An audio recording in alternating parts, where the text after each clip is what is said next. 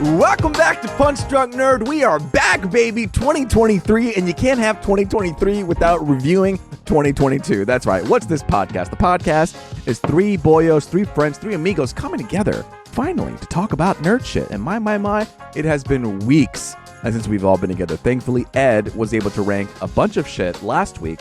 So this week, we're going to continue that motion and rank 2022. We're going to rank our top 10 movies, our top 10 TV, our favorite trailers, games, bada boom, bada bang. And it's me, Luis Gonzalez, and with me is Miguel Sanchez and Ed Bull.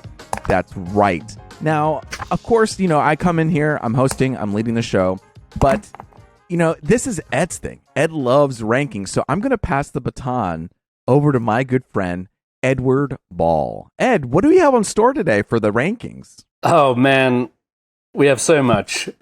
Yes, again, I'm very excited to be doing this. So yes, 2022 is wrapped up, and we're going to talk about the movies. We're going to talk about the TV shows. We're going to talk about the games. We're going to talk about our favorite moments, worst films, worst shows, all of that shit, and everything in between.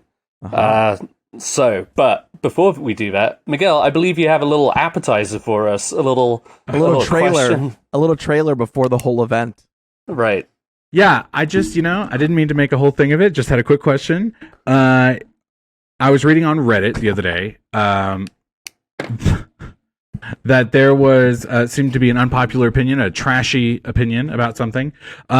This guy was saying he was at the grocery store with his family, and his wife opened up some snacks at the grocery store for their kids to eat before they paid. Okay. And the whole thread devolved to, is that trashy or not? Opening snacks at the grocery store before you pay. What do you guys think? I think it's trashy. I do. Hardcore. Yeah, it makes me uncomfortable when people do that. It's a bad move. Yeah. It's a bad move. What's your move? Are you doing it? Not looking good. I'm not going to lie. As a child, this definitely happened a couple times at the grocery store for me. I was given a couple snacks, and we just paid for them at the end and we left. But I was surprised to hear how many people in that thread agreed with you guys. Were like, no, that's super trashy. And then I was just like, okay, a lot of things really falling into place. A grape? Starting to see. A grape? Sure. Sneak in a grape and have some respect for others. See, have some shame. That's something I would never do. I would never go to produce and just pick produce. Grapes are the easiest, though. Yeah. No, I get a whole apple. Do that. You're just popping in a little grape to see how tender it is, Because you got to weigh the apple. If I'm going to buy the whole vine, I got to, test drive it a little bit. That's true also, because you're supposed to weigh the produce, which does make it a little trashy when... That's right, you're stealing. You're stealing. That is stealing. Just that much more. Whatever. In your tummy.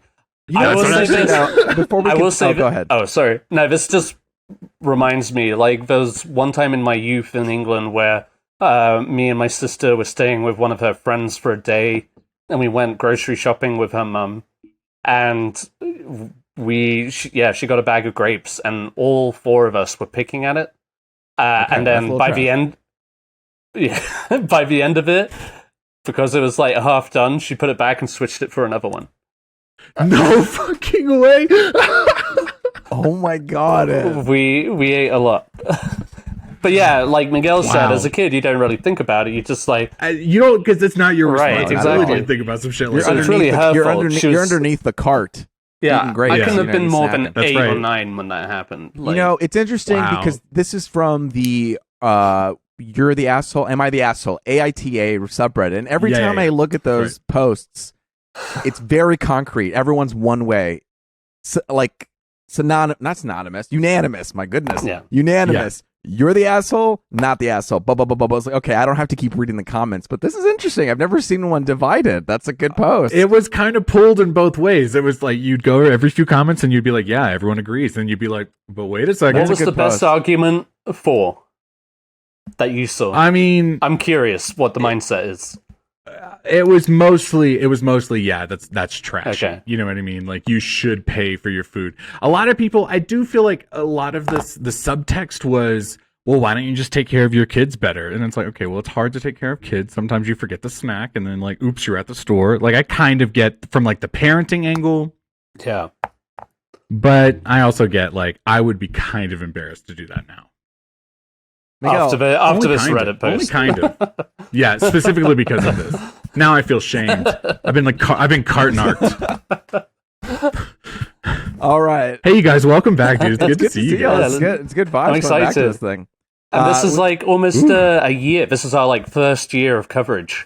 It essentially, is, it's bro. not our anniversary, but it's our It's coming Yeah. up. We've come so far. We've really come so far. Indeed. We are going to jump on this. Before we do, though, we got to come up with an order. What's the best order here for us to start? To get into it? Well, like no, as far as like because I know we're going to alternate with our answers. But who's going to go first? Who's going to go second? ooh, Who's gonna go third? Is there a I fun like the way? usual. I like Miguel to start, me in the middle, Luis last. Okay, I like that too. Hey, but before we do, guys, Yeah, what's up? what was our overall impression of 2022 by ways of entertainment? I'm not talking about your personal shit. I don't care. Right. I felt very entertained this Life's year. been As hard. we were making up with this list, the top 10 of movies and TV, I had some struggles because I wanted to put more in there, and Mhm. I could have gone way more over 10. So I had a fun time this year in 2022. Coming back really after the pandemic hitting 2022, 2021, we had all Yeah. this great stuff come up. People who were holding on to movies, finally releasing it. It was a great year for me, 2022. It was that year, wasn't it? It was Top Gun. Yeah. We had the Batman. Yes. Yeah, a lot of it overflow from previous. A lot of I was going to overflow. say the thing that I feel the most about 2022 is like, I can't believe how much we put into that one year. Like, I think about the beginning of the year in the movie I saw then Yeah. towards the movie that I just saw recently. And it's like, holy shit, is that the same year? Yeah. I had to double check myself. Exactly. There's been a Lots lot, of and they were, you were getting these bigger, better movies earlier on in the year too. Yes. Like from February, basically. Like, when did No Way Home come out? That was last Mhm. Christmas, right? The Christmas Around you about, right? But it kicked off the year, it kind of. bled Yeah, into the year a little bit. It Um, did, yeah. yeah. So I wanted to add that to my list, but that's what I kept thinking was No, no, that that was- was technically 2021. right, yeah.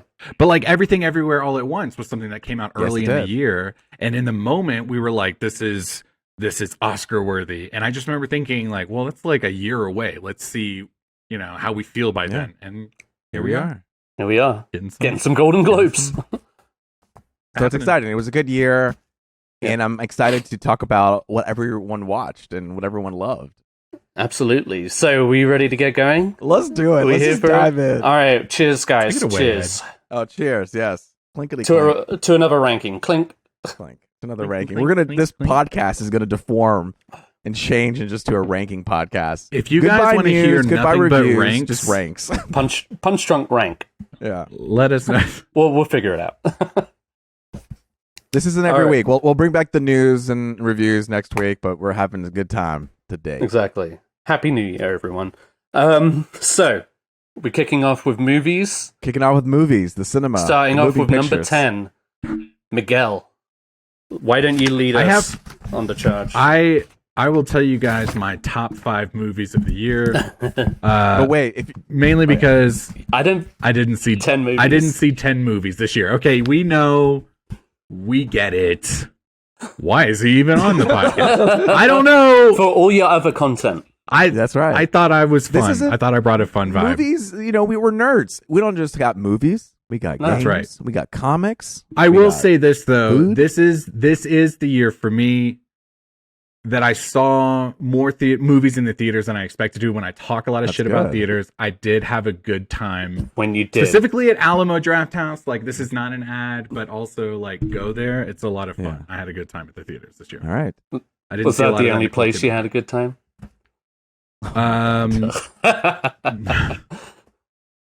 Anyway. Actually, no. You know what? This is in no particular order, but the movie that I'm going to talk about the most Wait, now. Hold on. Do you want to jump on when we hit to 5? Oh, Yeah. sure. No, I thought I would just do the bottom 5, you guys. Like, I just figured that's where I would go. I'm gonna My say least favorite. I didn't really have a favorite one, but these I know. Bottom 5. I This is definitely bottom. saw these. We're gonna I gonna mean- get this train rolling, and Miguel's gonna jump on route number 5 as it's just All right, like go a ahead. bullet train. All right, Ed. What's your number 10? Oh, so we're gonna just Miguel's literally gonna jump on at 5. I'll see you Yeah, guys. we're gonna see him. We're gonna see him in a bit. All right. Where is it? All right. Are you guys ready? I'm ready. Number 10, Yes. Elvis. Elvis. Uh-huh. Honey, Oh. come over here. Well, thank you very much. Thank you very much. Yeah. Elvis. Yeah. I is it by no means a perfect movie? No. But it is a lot of fun. I've watched it a few times now, and it's really held together by Austin Butler's performance. It's one of those propulsive movies where, like, I saw it in the theater, and I was, like, tapping my leg and my foot along to the music. It's just, like, a lot of fun, such, like, a contagious energy about it, and I thought it nailed that... the legend that was Elvis, like at every aspect, and I think it focused on the right moments in his life. I feel like it was long, but it was always entertaining, and it really ends on a belter. So, yeah, number 10, Elvis, available on HBO Max. It's 2 hours and like 40 minutes. So. Okay. Just shy of that 3 hours. We had a lot of 3-hour movies this year. Yeah, we'll we talk did. about them as we keep going. Yes, we will. My number 10 is I will be saying this straight up because I did say I had difficulty putting together a 10. Getting up that There 10. are 2 movies here, but I consider them almost a duology. They're connected in some way. They were both released this year, and they're connected. Okay. So my number 10 is X/Pearl, the horror film that came out this year. And, you know, I really had a good fun time with this. It took me by surprise. A lot of people were talking about it. I wanted to jump on the train. It's a horror film that really leans into the different subgenres of horror. It starts off X as a very kind of classic Texas Chainsaw Massacre vibe. And once you kind of lean towards that genre, when they do Pearl, we kind of go back. It's like a prequel to X, kind of giving us permission to explore the movie in a genre we've never seen really before in a horror movie.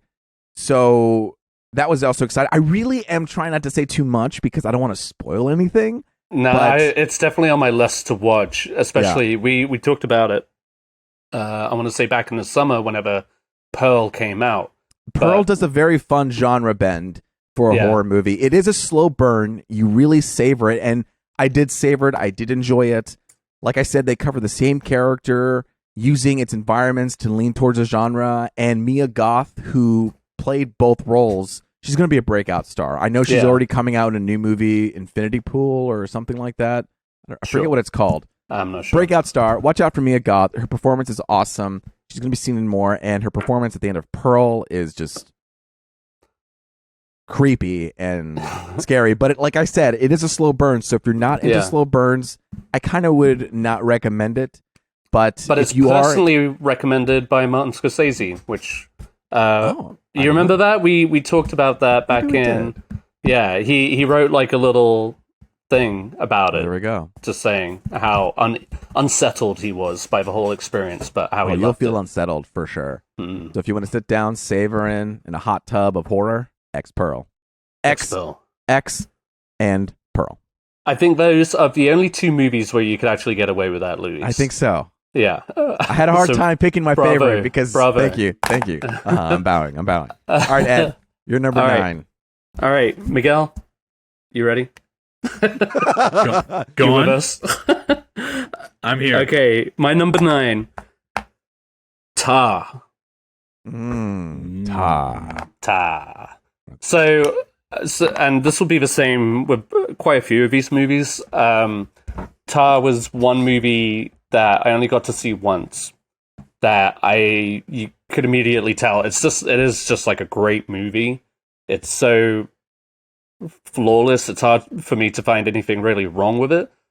But as far as like entertainment value goes, like there are just more movies that I was attached to throughout the year. But all that to say, you go to see this movie for Cate Blanchett, and you're not disappointed whatsoever.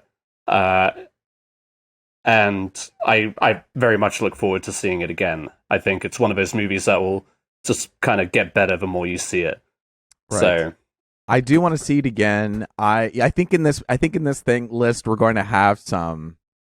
Ooh, I don't know. This one had me split, Ed. Usually I'm digging a lot of stuff. yeah. I kind of had a little Rough bit of a time? rough go with. Yeah. Oh no. But I need to rewatch it. I know I felt so bad as I was watching it. I was like, oh, I feel like I'm not spoilies. catching Is it. that on your top 10? Spoilies, it's not on my top 10. Okay. Oh. That's okay. I'm going to tell you this. You're going to get pissed at one of mine at some point in this whole event here. That's all I'm going to say. My number 9 is, we're going to stick in the same genre It's here. Bullet Train. It is Barbarian. Oh, Yeah, good the one. horror film. I loved Barbarian. Another one that got passed around, just people talking. This is another horror movie available on HBO Max. It just pulls you down literally this rabbit hole, and I love the narrative shift that happens in between, like just whiplashes you. Again, not wanting to spoil it for you to enjoy it, but some people didn't like that because maybe they felt like it was maybe two different movies. I loved it. I love it when a movie fucks with me like that, and that's what this does. And it just like keeps going and going down this rabbit hole. I told you guys, I think I was texting you guys or somebody, I was just petrified during this whole movie. Mm-hmm. I was watching it by myself in my house. I didn't know anything about it, and I was just so afraid and so alone. You felt someone coming down the hallway. I was just like, yeah, it's just one of those movies that really gets under your skin. And even though you feel like characters are making stupid decisions, they're also kind of justified. Yeah. In that regard. But then, yes, the tonal shift right in the middle is genius. And I think fun. if I'd seen this movie again, like another time, maybe it would have been higher. It kind of missed out. Right. I'll go ahead and say it missed out on my top 10 because I usually don't gravitate towards horrors. Right. When I do, I mean, this was like one of those rare exceptions where I was just floored by it. I loved it. It was great. Because sometimes they follow a pattern, and so you can kind of see where things are going. And so just the fact that it disrupts it is, and it was an enjoyable little treat. This is like one of those rare horror films that wasn't produced by A24, but I liked. Right. Oh, that's a good point. Was X and Pearl A24? They were. Yeah, okay. So there you go. That's why I think I'll like them. But it's weird. But that's a solid choice. I'm not mad at that at all. Thank you very much. Thank you very much. Miguel, you should watch that one. That's a lot of fun. That's a fun one. I have. I've seen it. Oh. Top 5? You guys, I don't want to give anything away. Number 1. You know what? My number for top 5 just went to top 6. I'm kidding. It's actually just all Barbarian. You just spelled it out along the top 10. I just broke it down per like scene. I said this is. No, it was good. I had a good time. I did think, the characters when they were making stupid decisions, I was like, you're making a real stupid decision. That is very true. That it does come off that way for sure. But the shift that you get, like, a couple times after that, you go, oh, okay, like we're just like we're doing tropes. Like we're doing it is very purposeful. and rocking it. Yeah. There you go. Rocking the trope. They're owning it. Yeah. I mean, there were definitely moments in the second and third act that I was like, so. Oh, no. So that's my number 9. Number 8, Ed. Number 8. That's me. Hey. So this, I actually just rewatched this one again recently. The Northman. Oh. Yeah. Man, it's like every time I think like, oh, maybe, it was a solid movie. I rewatch it and then I was just like, it is really good. Yeah. Because it's like, it's a historical epic, but it's not, it doesn't shy away from being weird, which is kind of what you want from Robert Eggers at this point in his career. Yeah. And it really leans into the weird. And it's also very Shakespearean and dramatic, where just you realizing you forgot this one? Yeah, I did. And I'm looking at my list, like, can I rearrange anything? But you know what? No, I'm going to honor. You have time. You have time. I'm going to honor the list I wrote up. No, but there you go. You got to stick to it.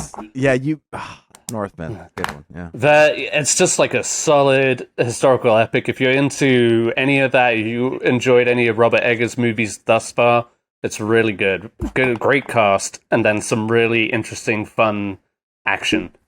Actually, there's nothing really fun about it. It's just very grim and fucked up, but it's great. That last act when it's just like fucking volcano, hellfire, and that's great. This is the Northman. Wow. Robert Eggers. He did The Witch. He did Lighthouse. He did. That's it. That's it. That's his trio. Yeah. No. So those were independent films, and this was the first one he did with Universal. So this was kind of a blockbuster. With kind of like a budget. Interesting. With a budget. This is a guy with a budget. Oh, yeah, and he puts it to great use, I feel like. It's still kind of small scale. It's not like big cities or anything, but you feel it. Like, it's very authentic and very, detailed. I think that's the thing. So when you get a big budget, you usually throw a lot into CGI, to big scale, and then it just kind of feels plasticky and fake. But here, what they did was they took that money and spent it in creating beautiful scenery, beautiful like woodwork, clothing, that everything felt authentic. So you had those like sweeping scenes of just battle. Like, yeah, that shit looks very real and very brutal. He's like one of the most interesting directors out there right now. He's like there with obviously Ari Aster. They kind of like came out at the same time, the two of them. Yeah. So I feel like, I'm very like, give this guy all the projects, but let them be his own. I'm supported. I support that. All right, so, number 8 for you. Number eight for me. We're going now. I was making fun of blockbusters. Going to Blockbuster. Welcome to Hollywood. We're gonna have some big blockbuster boys coming up now, because I got to give it to them. You know me. I like the arties and I like the blockbusteries.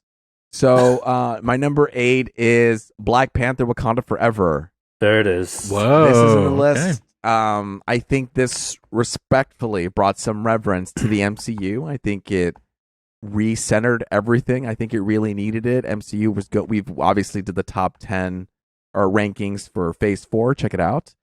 But the Black Panther brought it back down to like, listen, let's get some real shit going on. We experimented, and they did a respectful tribute to Chadwick's death, telling a potent story about managing death. Did it with amazing performances where you could really feel their suffering, and that suffering dictated their next move. And so it was super entertaining to watch, because like, yeah, you gotta do that, or yeah, this has got to happen. But also still being a Marvel movie, still kicking ass, still having fun, and dealing with introduced a new great anti-villain, Namor. And I think it was just beautifully done. I think it had a lot of respect. It wasn't just, again, a movie that threw a lot of visual effects to it. Yes, the third act, again, Marvel third act problem. I do think that one costume design was really ugly. We talked about that at the end, and everyone was angels or whatever. Yeah, they were fighting on that ship, and so maybe that got a little bit bloaty there. But the face-off between Shuri and Namor, and that core story was really nice. Seeing Angela Bassett's character, her going through her progression. Golden Globe winner. Excuse me. Yeah. Angela Bassett. You guys. So I will say she like, if she goes all the way to the Oscars, goosebumps. I'm here for it. She carries this film. She just strikes a chord. She carries this film. She carries the film. She strikes a chord, and it reverberates throughout the movie. This is why. Even if she just gets the nomination, you know what I mean? Like, won't that be like the MCU like first acting nomination? Yeah. They were trying to get. I mean, that's like a huge deal. Huge. I remember they were trying to get Robert Downey Jr. for Endgame, and he was like, "No, don't do it." Even though he should have been, because he fucking rocked that one. Okay. We can talk about that later. I'm going to fight you. I will punch people if they disagree with me on this point. I didn't say I agreed or disagreed. Okay. This is not the time. Not the time nor the place, ladies and gentlemen. Well, a lot of people also were pushing for Michael B. Jordan for the first Black Panther. Yes. Like did a very everybody, good job. he did do a really good job. He's like one of the best villains. But yeah, that I remember there was a big push for that. But Black Panther was the first one to get the best picture and stuff like that. Yeah. So Oh, dang. I forgot about that. yeah, I just think there was a lot of respect towards just movie making in this movie. Even when you're put in the corner of making a big blockbuster, specifically MCU movie, where you kind of have to tick all these boxes. yeah. If you could take anything away from this movie, is that they met the challenge. I feel like they just rose. They delivered on every element, basically. They wrote up a script with Chadwick already, so you could see that, like you said, they rose to the challenge. Yep. Moving on, All right. Ed. Number what is your seven. All right, guys. So this is where it might get a little weird, and I really need to see this movie again. I'm just gonna, preface that. I want to see it again. Want to see it again sober. Wink, wink. Oh. It's Avatar: The Way of Water. Avatar: The Way of Water. I see you. I see you. All right. Man, we talked about it a lot after the movie, and we haven't really talked about it on this podcast yet. No, we haven't. But it was the movie where I understood James Cameron. I just thought it was so immersive, and I haven't been able to stop thinking about it. I've been wanting to go back to see it, and I probably would have had I not, I had some other movies on my list to tick off first. So, let's face it, it's going to be around for a minute. So I'm trying to hype up Sarah to come see it with me. I tried watching the first one again with her. She fell asleep. I watched it all. And I definitely think The Way of Water is better than the first one. I agree. I totally agree. It was, it's just utterly immersive. It was beautiful. I think I would have a clearer opinion of it once I see it again, because it is also so immersive, so long, so much shit happens. Yeah. It's hard to kind of pinpoint certain moments, or maybe the first half of it. You know what I mean? It's but I look forward to seeing again, and I think what he has achieved with this movie, sign me up for the next Avatar, and I'm in. We're the Avatar family. We talked so much shit about it. Yeah. No, we talked so much shit. I was definitely one of them, and I will continue to talk shit about the first one. It's just some of the dialogue is super cringe. The second movie, it's very mid. The second one, yes, the story is basic, but you really just have to understand that that's not the point. The point is everything else, and it's so beautiful to watch. I was so moved by this movie. So, yeah, and potentially climb higher on my list, or maybe even lower. I don't know. Right now, it's standing on my first viewing, and so that's where it is. Avatar: The Way of Water. This is really interesting. I'm very impressionable as well. So the ones that I've seen soonest are making it near the top, and I'm like, yeah, that's what I was gonna say.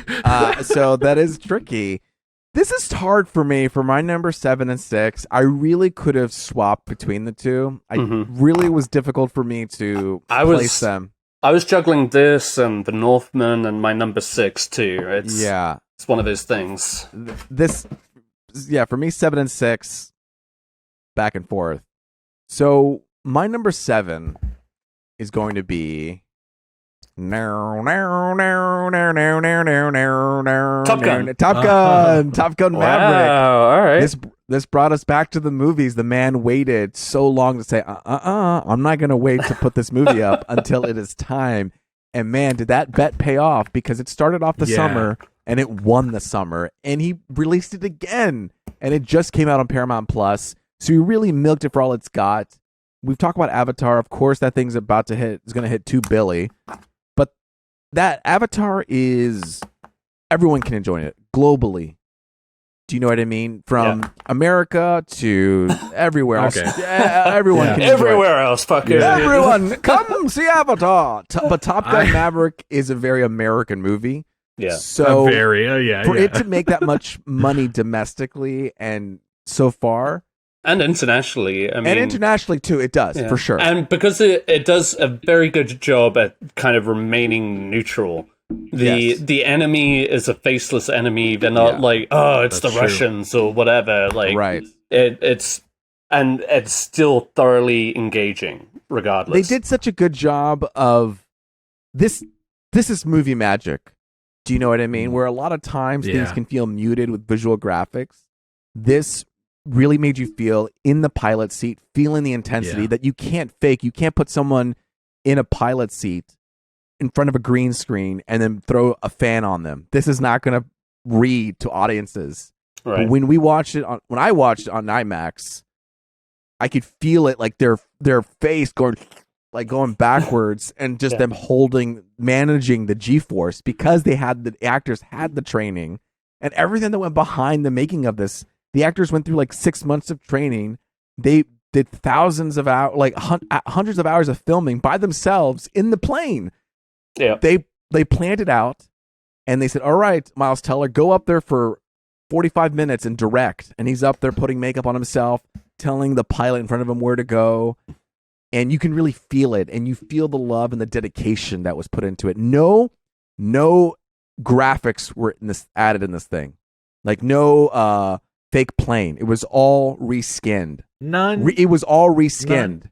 So yeah, the planes, those older planes, they didn't make a 3D model of it. It was a plane, but they reskinned it, so you still have the physics of it. Because sometimes when you make a 3D model, you lose a little bit of that.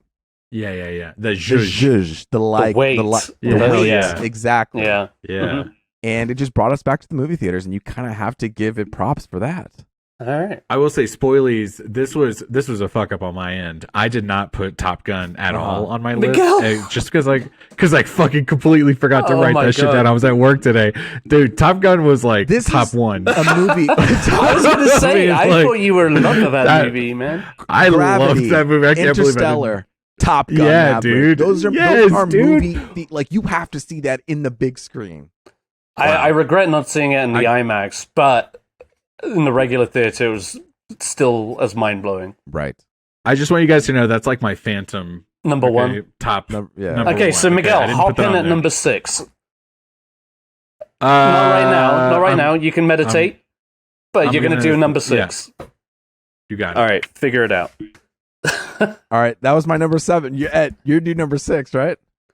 I'm number 6. Are you guys ready? Wait, what was your number 7? Oh, it's Avatar. Okay. Avatar: The Way of Water. Right. The Way of Water. The Way of Water. That's the next Avatar. It's Avatar Ireland. But they're Irish. I see. It's like the hill Navi. You know what I mean? I see you. I see you. I see you as well. I see you as well. All right. This is our fortress. All right, number 6. I've been harping about harping. That's a negative.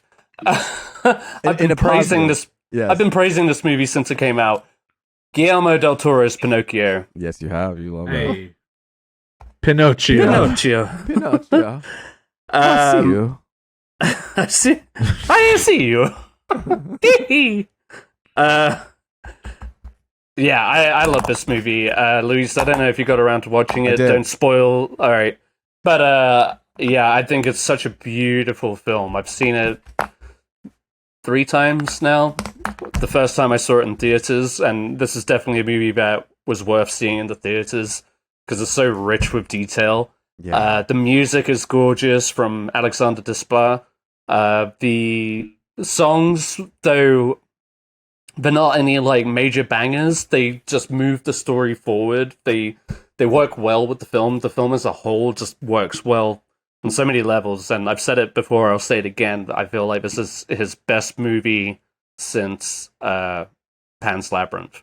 It's on Netflix now. I would just implore you to watch it. It's really good. Very moving, very sweet. At the very beginning, though, you got to admit this. Pinocchio, when he became alive, yeah, he was pretty fucking annoying. Yeah, Well, yeah. he was like, oh my god. I mean, Yeah. that's the arc, right? That's the That's arc. the arc, but That's the arc, but I I was feel like, like there bro. was like some humor to find there. You It know what I is. mean? I was Like oh his my God, first he's a introduction lot. to everything. But you didn't like root for him in that moment. You were like, ugh, this guy. This he was. I fucking mean, guy. he was a lot. But this is the arc. You know, he has to become a real boy, and so Yeah, he he's- begins to take on and learn. He's experienced everything for the first time. He's like, "What's this?" But Does it you is. wanna It is smack like. him It around? is like, "What's this? What's this?" Yeah. There's But even more a annoying. moment where he like sees a crucifix for the first time with Jesus hanging on it, and he kind of just like mimics it. But to come back later, he asks Geppetto, "Is like, why does everybody love him? He's made of wood, and so am I." It's Yeah. like it's a really deep movie. Whoa. Yeah. Fuck. Yeah, Guillermo del Toro at his best. Like it was Dang. very, very deep. Okay. I listen. I wasn't gonna go see that in the theaters. I did see the trailer. It's not on my trailer list. I did see that trailer. It did look really good. Now I'm kind of like, And whoa, Geppetto, shit. All right. Geppetto can really not Geppetto, right? That's the dad. The dad, yeah, Did you Yeah, watch? He can really drink. yeah. Yeah. He I relate. Did Miguel just carves up puppets all the time. y'all want to see real quick? Hang on. This is the. Oh shit. Never mind. I love that moment Um, because he drunkenly makes the puppet. Yeah, know, it's spoiler. like a Frankenstein. It's like a horror film. He's when like he's doing it. fucking making this puppet. He's just like, there's gonna be spoilers in this ranking, everybody. Yeah, so voiced spoilers. by Walder Frey. Yeah. Oh. Yeah. Anyway, You go know ahead, who Miguel. also- So better than the Disney one though, with Tom Hanks as Geppetto. Better than both yeah. the Disney fuck ones. Fuck Tom Hanks. Tell him. Talk that talk. Tom, I love you, but fuck you. Yeah. No one's seen that movie. He was My on the Name is logs. Otto, Tom Hanks. Okay. Okay. I mean, Did you guys see that? Did you guys see that picture today? Where it's like whatever the movie is, I Am Otto or whatever, and it's like Otto Octavius, and they give Tom Hanks like No, I didn't see the that. arms, the Doc Ock arms. oh Yeah. man. All right. All right. Well, Miguel, time to hop in. What's your number 6? Oh man, you guys did mention some of the movies on my list already, but I'm going to save them. I'm going to tell you guys. I'll throw this one in here. Everything, Everywhere, All at Once. That was one of the first movies that came out last year. It was one of the first movies in a long time that I sat in the theaters and I watched, and I was by myself, just experiencing the movies. And I did have a good time. I don't think it was my favorite movie of the year. I do think it was slightly overhyped. However, I'm very like enamored with oh god, what's his name? Kei Kwan. I keep watching all this like awards footage stuff that they're putting out right now for him, and I'm like tearing up. You every just want time him I'm to watching have it. everything, everywhere, all at once. And and Michelle Yeoh also is phenomenal. Okay, I had a good time at the movies this year, and I'm kind of like falling back in love with the theater. That's right. okay? It's church. It is. It's a good. Yeah, I'm having a good time. So there you go. All right. All Miguel's right, back on the Luis, train. number 6. All right. My number 6. Wait, is that right? Yes. Yes. Yes. My number 6. What? Okay. Ed was like, just fucking Dude, do it. okay. My bad. My I number just said 6. Guys, I fucking see you. Oh, fuck. I see you. Avatar. I see you. Avatar. Different franchise. Avatar 2, Way of the Water. You know, I Oh, draw that this is a fucking. That's That's- Namor, isn't it? yeah, I'm an that's idiot. Yeah, all right. If I you're see watching you on anyway. YouTube, we're doing the Namor like palm clam move. It's I see you. this. You know what I I mean? see Like you. it's like one of these. I things. see you. I prefer. See the how Robert they De Niro. run. So Avatar: Way of the Water, yeah, it's coming in, and it's so funny because previously, this is the one I was flipping between Top Gun and Avatar 2. One of the, let me see. This is one of the 3-hour movies that is on my top 10. I'm telling you that right Yeah. now. I have 3-hour films on my top 10. This is one of them. Avatar 2. Way of the Water. Babylon. Don't. I'm not Avatar. going to say anything else. No, You I'm just quiet. saying it. Wait. Babylon, What do you Avatar, and Batman. Avatar 2, it's funny because I was flipping between 7 and 6, and I was making fun of, I was saying Top Gun is so good because usually when they have graphics, it feels muted, and Avatar 2 is like fucking graphics everywhere. But when we were watching it in the moment, it felt so. Oh, bud. It was so good. And what I appreciated about this was that in the first one, you have this one-on-one relationship. Here, you kind of involve family. You involve a lot more relationships. You involve a lot more dynamics. It's kind of a coming-of-age story in some way too. It's very personal. It's a lot more personal than the first one, and because of the heart and a little bit of more relationship, I think that it had than Top Gun. I had to put it maybe nudged up just a little bit higher. Okay. And I have to see it again as well because I'd like to see it a little bit more sober. You just need to see it more than once just to take everything in because you're so spellbound by what you're seeing on screen that a lot of stuff just becomes a blur. At least when you're not sober. Yeah. I wish we could talk more about it, but Avatar 2, it's on the list. Bada boom, bada bang. All right. It comes to me. No, Miguel. Just Miguel. You're on the train now, so shit. number 5, motherfucker. Here we are, you guys. I said everything everywhere all at once last time. This time I'm talking about Nope. Jordan Peele's Nope, you guys. Get off. I saw this movie twice this year. The first time I fell asleep. That's why he loves it. That was my bad. But that was my bad. Okay, I just you also went to the bathroom a lot that time, didn't you? You were like confused. I go to the bathroom a lot during any movie. You were like, what's happening? Except Avatar. We did so well during Avatar. Fuck cinema. Yeah, but that was an experience. And you were defying James Cameron. He was like, "Yeah, go take a pee," and you were like, "No, no." So Nope. I was watching Nope this year. I just watched it again recently. Thank God it's streaming now, so I could pause it and go pee when I needed to. Peacock. Stayed awake the entire time. You guys, I think this is my favorite Jordan Peele movie. Wow. Okay, dude, thus far, and I will say this though, they're all very good. Like, I'm having a great time, and this one was definitely top tier for me. Awesome. Loved the trailer, loved the performances. Very good. Yeah, take it away. I've got to say, it did not make my top 10. You know, if you're going to talk shit, no, I'm not going to. But it's because I've been meaning so hard to watch it again. I just haven't had the opportunity, or rather, I haven't taken the opportunity to. You saw a lot of movies this year. I can't hold that against you. You know what I mean? And it'd be a lie to say I didn't have an opportunity to watch it again. But with horror movies, you got to be in like the right. You did say that's not your shit. It's not my go-to, and I do really want to watch it again. Squid. And movies like Get Out and Us, like Jordan Peele's movies, almost require more than one viewing because there's so much like subtext and stuff. I really enjoyed it. I think it's like really. I mean, it definitely has one of my favorite horror movies of the year. Horror moments. But we can talk about that later. But it's, it's a solid movie. I just need to see it again. Year. Huh? It's just a lot of good movies this year. There were a lot of good movies. And Nope, that's what I was saying. Nope was like from the beginning of the year. Well, it was like mid-summer. That was later. And you keep saying like everything everywhere all at once was like way earlier, but there was like the Batman before that. And that was our first podcast. But yeah, that was. You guys, maybe I just haven't gotten there yet. Okay. Oh my god. You could have come in at 7, you son of a bitch.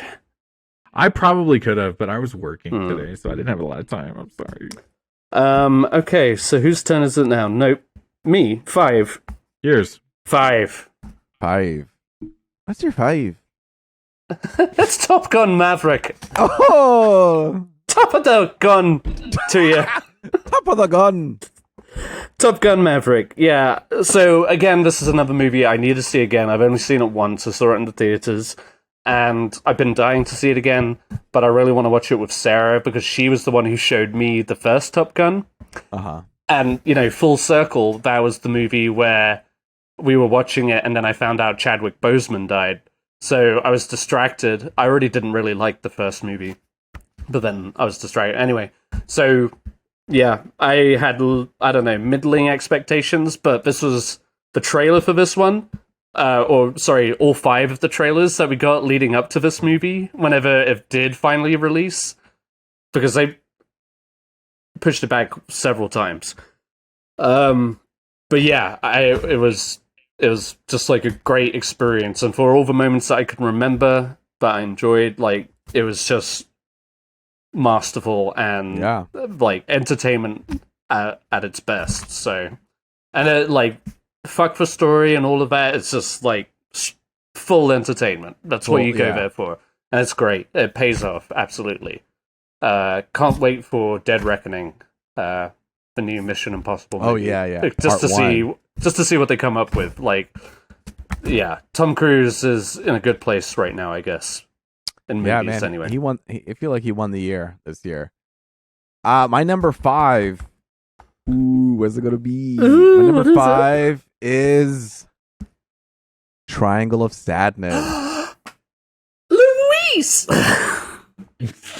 This thing is a punk fucking rock art movie that just flips you on its head, and it flips you again and again and again. It's like a caterpillar that evolves into a fucking butterfly.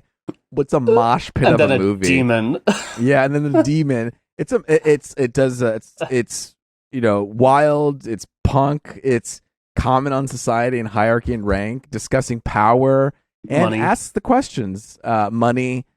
And I could see maybe people not digging it, but man, I dug it, and It's I'm intense. here for it. It's intense. How about and it takes Yeah, how about that boat scene? that boat scene. The thing is, it slopes into it. Yeah. You know, and it's like, is this happening? And then it happens, and it just fucking goes. Oh, it's incredible. It's like one of my favorite moments of the year. The captain's dinner. That's all I'll say. The captain's dinner is great. But then so much more happens after that. Dude, don't even. That's when I saw it, I was like, wait, what? Yeah, that's what I mean. This is what I'm talking about, the evolution from the caterpillar to the cocoon to the butterfly. You don't know what. Yeah, exactly. You don't know where it's going to go. You think you might, but it completely subverts your expectations. Everyone is really good in it. It's hilarious. It's very, like you said, very topical. It's very well written. I feel like the situations seem real enough, or at least like real enough to commentate on actual society. Like, and it has these very grounded, but like believable. Like you like and hate the characters. Mm-hmm. That's another thing. Is like every character gives you something to like about them, and then something to hate about them. I loved the King of Shit. Yeah, I'm the King of Shit. The King of Shit. If you've seen it, you know what it is. And it has like these near the beginning, like these little vignette moments, but they all tie together narratively. Because the first scene is kind of a little bit different than the scene that follows it, and the scene that follows after that. So it's an interesting. It's interesting. It's very fun. Good, very fun. I love it. Yeah, great. I was so excited to put that one. Yeah, me too. I want to see it again now. Miguel, to you, number 4. Oh God. Okay. So my next one, I'm going to throw it on the list. We've talked about it already. Black Panther: Wakanda Forever. Yes. You guys, I saw a lot of superhero movies this year, and I will say, of my top 5, this is the only superhero movie on the list. Okay. I thought this was the best one. I did have a really good time with the Batman, although I felt like I walked away with more complaints about that movie than I wanted to have. But Black Panther: Wakanda Forever, I had a great time. I'm going to talk about the trailer a little bit later. But this was definitely, I mean, it jumped to like top 5 Marvel basically by the time the credits rolled for me. So I had a great time. Lift me up. Right? Nice. Hold me down. Yeah. Keep me close. Safe and sound. Drowning. Yeah. Stay tuned for the end credits for me to finish that song. All right, Black Panther: Wakanda Forever, number 4, Miguel. Thank you.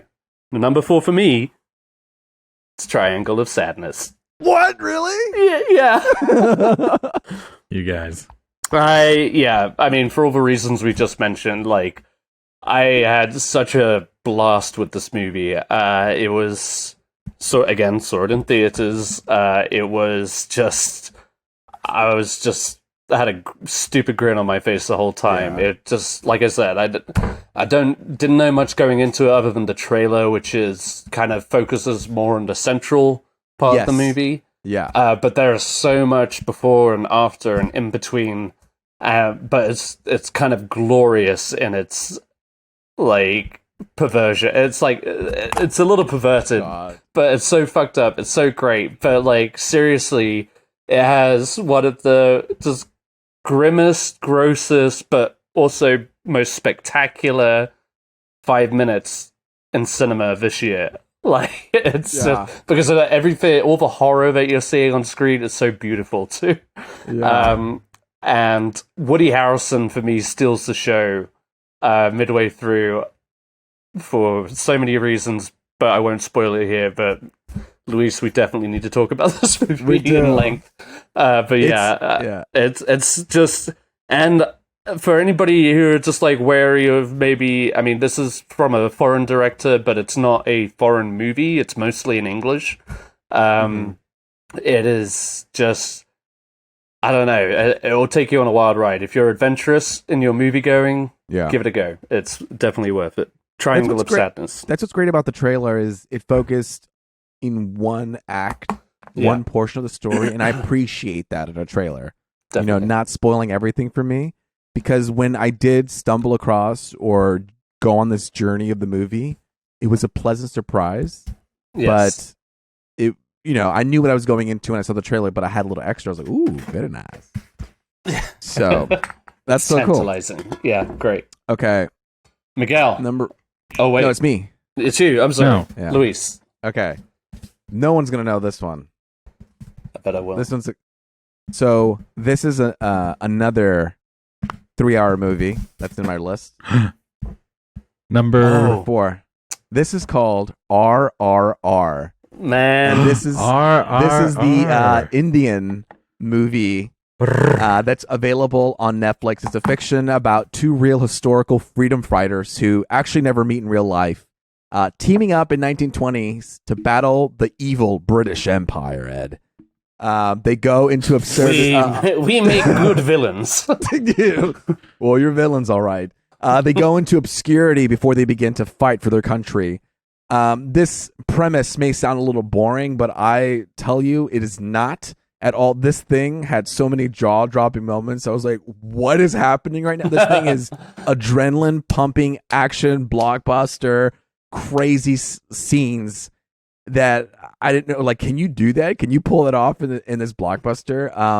I read this thing on IGN and I wanted to repeat it.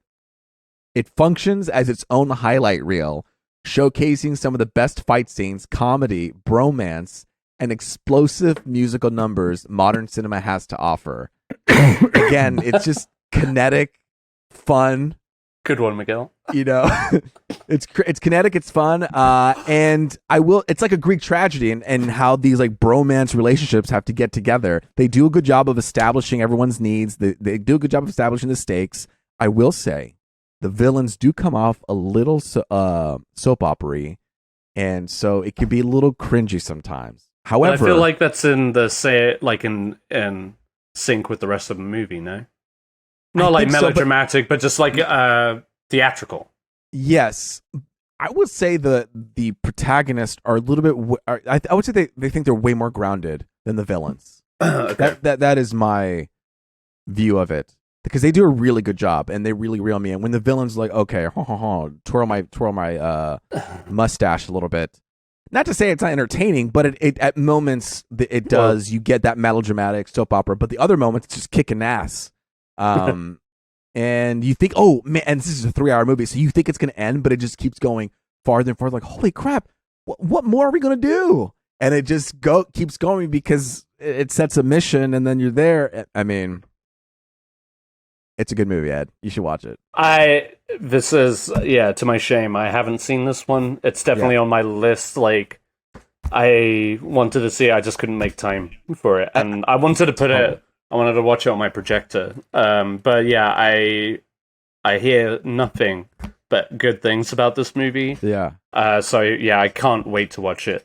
Just have some time So And it's got some good soundtrack little motifs or themes or just like reoccurring sounds that act as things to ramp things up again. So nice. it's good. RRR on Netflix. It's a little bit tricky because of the language stuff, but it's in Hindi, but it's actually dubbed and all of these things. But it's still a good watch. Please, RRR. Okay, Miguel. Number 3. You guys, top 3. Okay. This is where it gets nervous. serious now. I'm ready to be shit on the entire Super top 3. Jersey. Okay. I know. Listen, I'm coming in hot with a hot take, but these top 3, I just want to say that these are 3 movies that, after watching them this year at some point, I thought about them for days afterwards. Okay. It does not matter if they were good or bad or your favorite or not. Okay, I just got afraid. And I'm going into my top 3. The number 3 movie of the movies that I just could not stop thinking about this year. Don't Worry, Darling. You guys. I'm telling y'all, I don't give a fuck. I get it. Oh my God. I get it. Maybe not everyone's cup of tea. Maybe not everyone's favorite movie. Maybe it was just god awful. I can't believe you put maybe... that, but Black Panther for you. I mean, for you. Well, no, really, and you almost left out Top Gun. The way I'm going for clicks right now. Okay, so we're gonna build that Patreon off of this clip. Nobody's clicking on that shit anymore. You guys, this is just, I get it. It's like I said, do I think it was the perfect movie? No, but this is something I talked about when we did talk about it, was just the concept was there and it did have me intrigued for days afterwards, just thinking about mainly how that could have worked better, but which is basically just like the slogan for this movie. I get it. Good ideas that could have worked better if you did this, but conceptually, it had me hooked. We talked about it a lot in this house. Don't Worry, Darling. 10 out of 10. And let's also just very quickly talk about the thing that it gave us, the best thing it gave us. Harry Styles spitting on Chris Pine. Which he definitely did. I watch that clip 10 times a day every I don't day. think that's healthy. That kid, I will prove it. He spit on Chris Pine, okay? I will not be told otherwise. Top 3, you guys. Love y'all. Don't worry, darling. Hey, this is why you're a wild card, Miguel. Sometimes we don't even know if you're going to watch the fucking films. We decide ourselves. And then you come in hot with a fresh take. Hey, we're going to have some original top 10 lists, folks. That's for sure. All right, number 3 for me. Something substantially better, I'd like to think. I don't think you have to be mean about it, Ed. I was over here. Hey, I was putting my heart into something for once. I'm sorry, Mr. Olivia Wilde. No, I appreciate that. Mr. Sudeikis. Oh, too soon. Poor Ted Lasso. Jason. All right, my number 3, The Banshees of Inisherin. Nice. Yeah. I've seen this movie 3 times now, and I'm just so affectionate towards it. It's a little sad, it's a little grim, but the characters in it are so rich, and it's almost like a warm hug of a movie, even though it's not that at all. I don't know. Yeah. It's just so well done. The script is so good. The dialogue is so good. Colin Farrell is so good. Brendan Gleeson is so good. I think Colin Farrell is my favorite for Best Actor this year. I just, it's such a wonderful trio between him, Brendan Gleeson, and Martin McDonagh. And then throw in Kerry Condon as Colin Farrell's sister. And what's his name? Barry Keoghan. Yeah, he's great in it too. But then the whole ensemble is really great. The background characters, the sub characters are all funny. The older woman who's kind of the predicting. And then you've got the woman who works at the mail shop who just wants in on some gossip. Yeah. It's a hilarious movie. You got Jenny the Donkey, who got a shout out at the Golden Globes. It's just a really well done movie, and it's my favorite movie of Martin McDonagh's since In Bruges. It just kind of hit all the right notes. You should maybe just keep his movies with Colin Farrell and Brendan Gleeson. I think he'll strike gold, because Three Billboards Outside Ebbing, Missouri was such. I ended up hating all of the characters. There wasn't really anybody to root for. But here I was engaged the whole time, and it's I don't know. It's kind of crazy what happens throughout the story, but it's also just I don't know. It's so natural almost. It just does such a good job at grounding everything, and everybody just plays so well to it. And it's a gorgeous looking movie too. On top of that, so at some points of that movie, you're on somebody's side, and then at another point, you're like, "Wait a second, maybe I'm not on your side anymore." Exactly. Yeah, because the movie's about two friends who, one person stops talking to the other guy. He doesn't want to be friends with him anymore. He doesn't want to be friends with him. And so as I start the movie, I'm like, well, how much gas can we run on this thing? But then it really does go. And it does go. And then it escalates. And it feels legit. If you had a friend who was just I don't want to be friends with you anymore, you see Colin Farrell going through the mental somersaults of why that might be. Yeah. And he just can't let it go. And much to Brendan Gleeson's character's, chagrin or whatever, he just doesn't. I think I said that right. Chagrin. Thank you. He just. It's just. I don't know. It just plays all so well. I know I sound like an idiot now, but I love this movie. When I watched the trailer and we talked about it, I was like, okay, what is it that makes them not want to be friends anymore? And then when I watched, I'm like, oh my god, okay. And then we go on the journey. You see arguments for both sides. It's great. Yeah. And then Colin Farrell's sister has to deal with it the whole time, and it's just great. It's just good writing.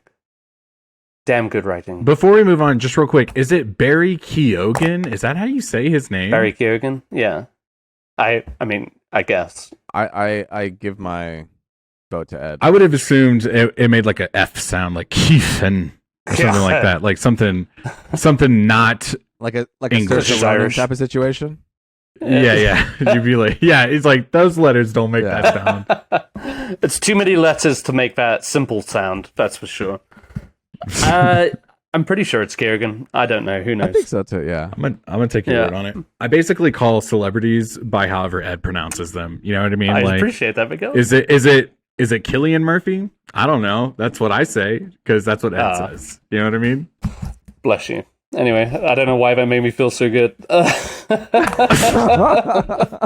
Luis, you're number 3. All right, my number 3. Okay, so you start. Yours is Banshees of Inisherin. Mine also starts with a B. It's also a 3-hour movie. Man.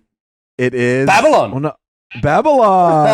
Oh, no way, dude! Wow. I came in here. Wow. I was on this wild ride, and I was like, "Yes, I believe, and I'm here, and I'm with it." A lot of these movies that I'm talking about, they're wild rides. Okay, if you want to have a good time, watch some of my movies. They're a wild ride. I don't know what to say. I mean, the set pieces are really funny. They're constructed well. That you got comedic set pieces. You got the music, the dramatic.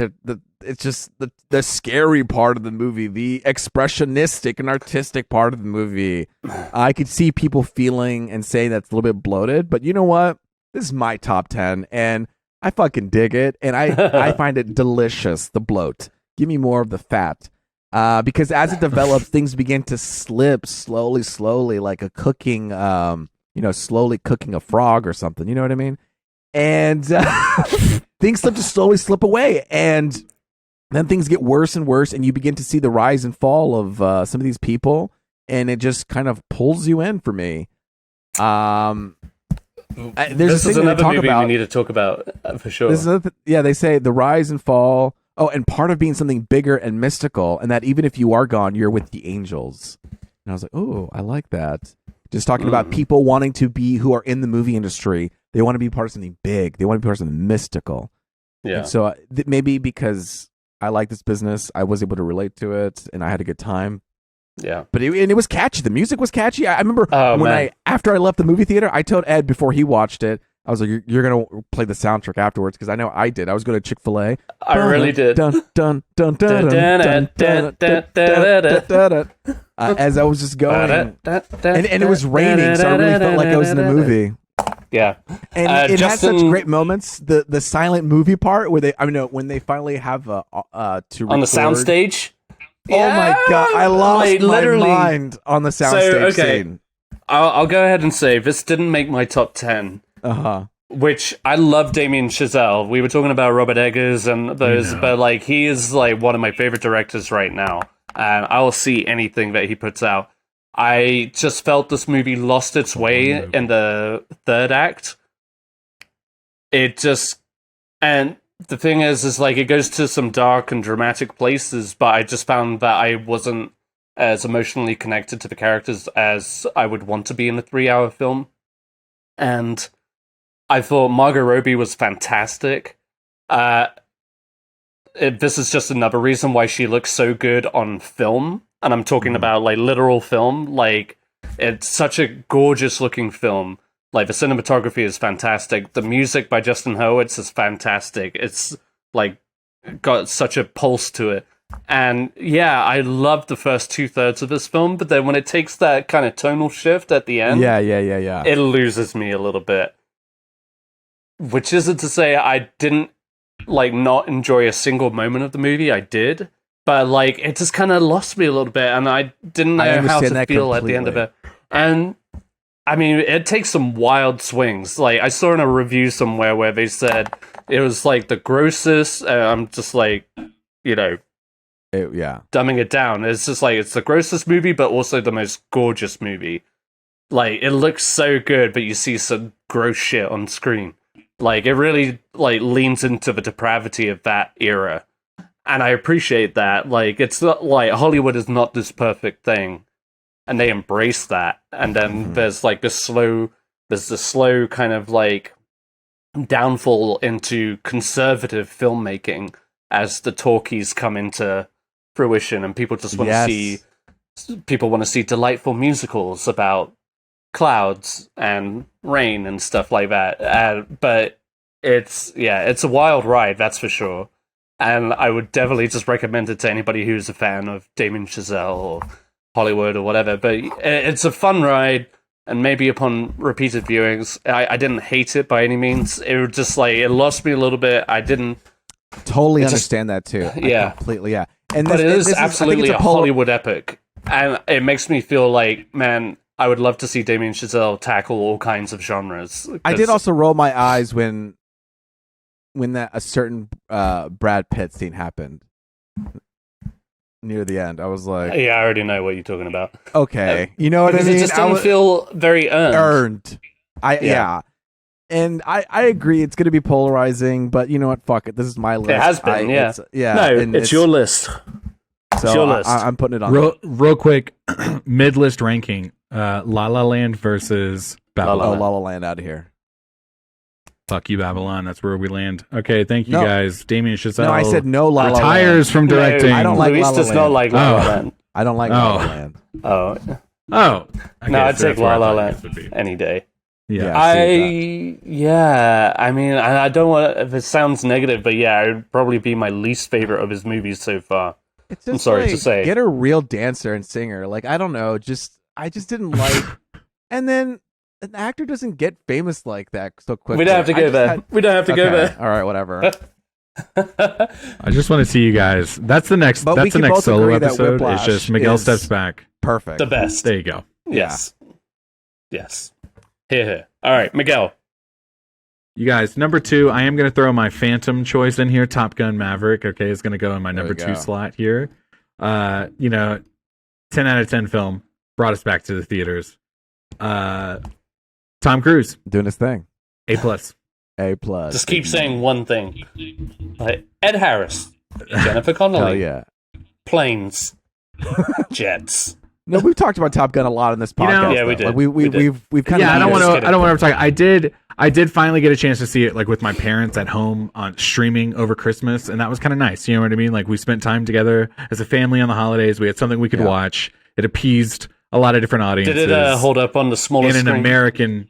American fashion? Yeah, like maybe because I had already seen it. Sorry, that's my cat. Maybe because I had already seen it, but yeah, I had a good time. It was a fun one. Nice. I look forward to seeing it again, for sure. My number 2. Bum, bum, bum, bum, bum, bum, bum, bum. Wow. The Batman. The Batman. Guys, when I tell you I've seen this movie 7 times, it's not like an exaggeration. My God. Talk to me. I want to talk to me. I really fell in love with this movie. I thought it just kind of captured everything that I wanted in a Batman film. I love that it's this long, drawn out saga. I never feel bored. I love the characters. I love everybody's portrayals of these characters that, in many cases, we're very familiar with. I guess, the minor exception being Barry Keoghan as the Joker.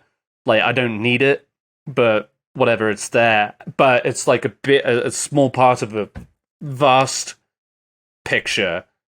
Just like all of these, it just felt like a comic book movie, like a noir, a Batman film, just all of these things put into one. I love Robert Pattinson as Batman. I think he does a great job. I just can't wait for more. Like this whole Warner Brothers shit that's been going on. Every time there's news, I'm just like holding my breath that maybe we won't see a sequel to this, and I would be gutted if that was the case. And if this ended up being just like a one-off movie, fine, we have it. But I think it is I love it. I think it's really great. It's definitely one of my favorite Batman films. I loved it. We were hyped for it. We all got together. Luis, not you, respectfully. I'm so sorry. It's okay. I did get the t-shirt, though.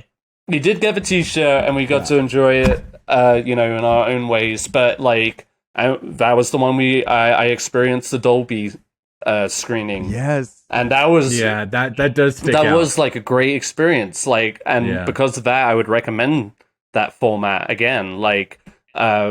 So there were just a lot of high points for this movie, and the more I saw it, I don't know, I didn't get bored of it. I just enjoyed the hell out of it.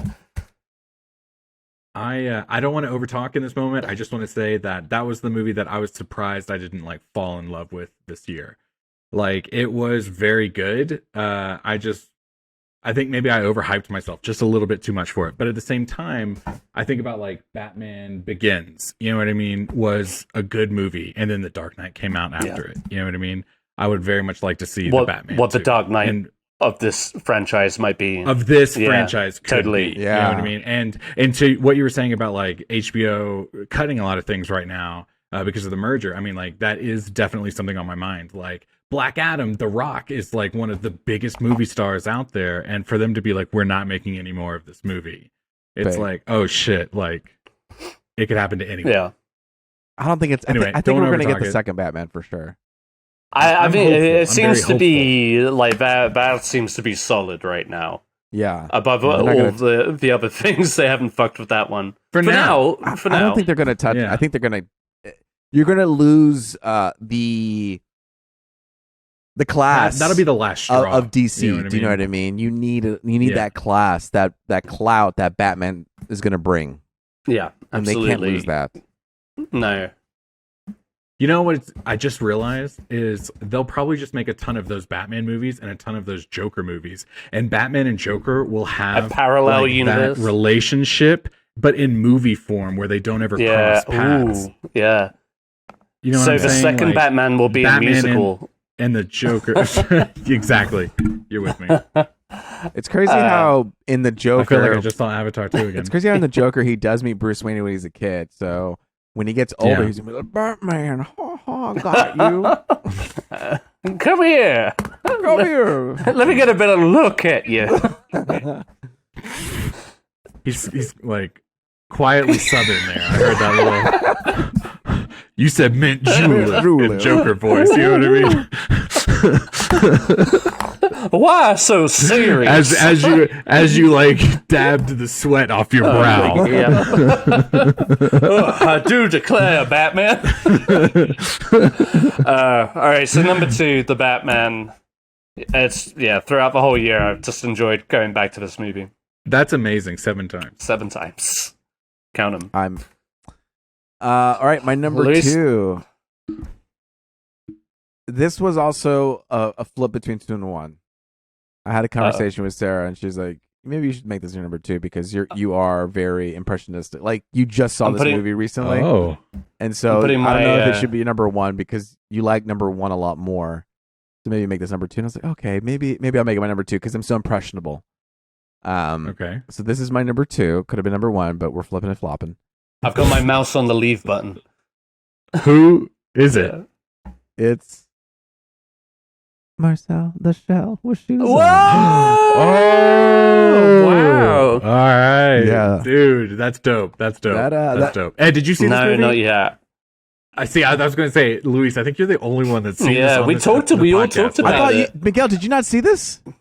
No, but I'm hyped. And I do want to talk about it later. So this Is it? I'm happy. Number 2 is Brought me to that's a good one. tears at one point. You know what I mean? Oh man, I Like, really want to good, see solid. Yes, dude. it. It's just been on a the back of my humble- mind, but it hasn't popped up It's anywhere. an hour and a half, guys. Hour and a half. I'm watching that with my kid for I'll sure. rent it. Like he's gonna love that. Um, Well, you can rent it. You go to Plex.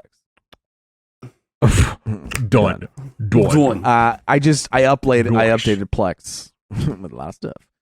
Marcel the Shell. It's obviously we've seen the YouTube video, we've seen the trailers. It's about this little shell.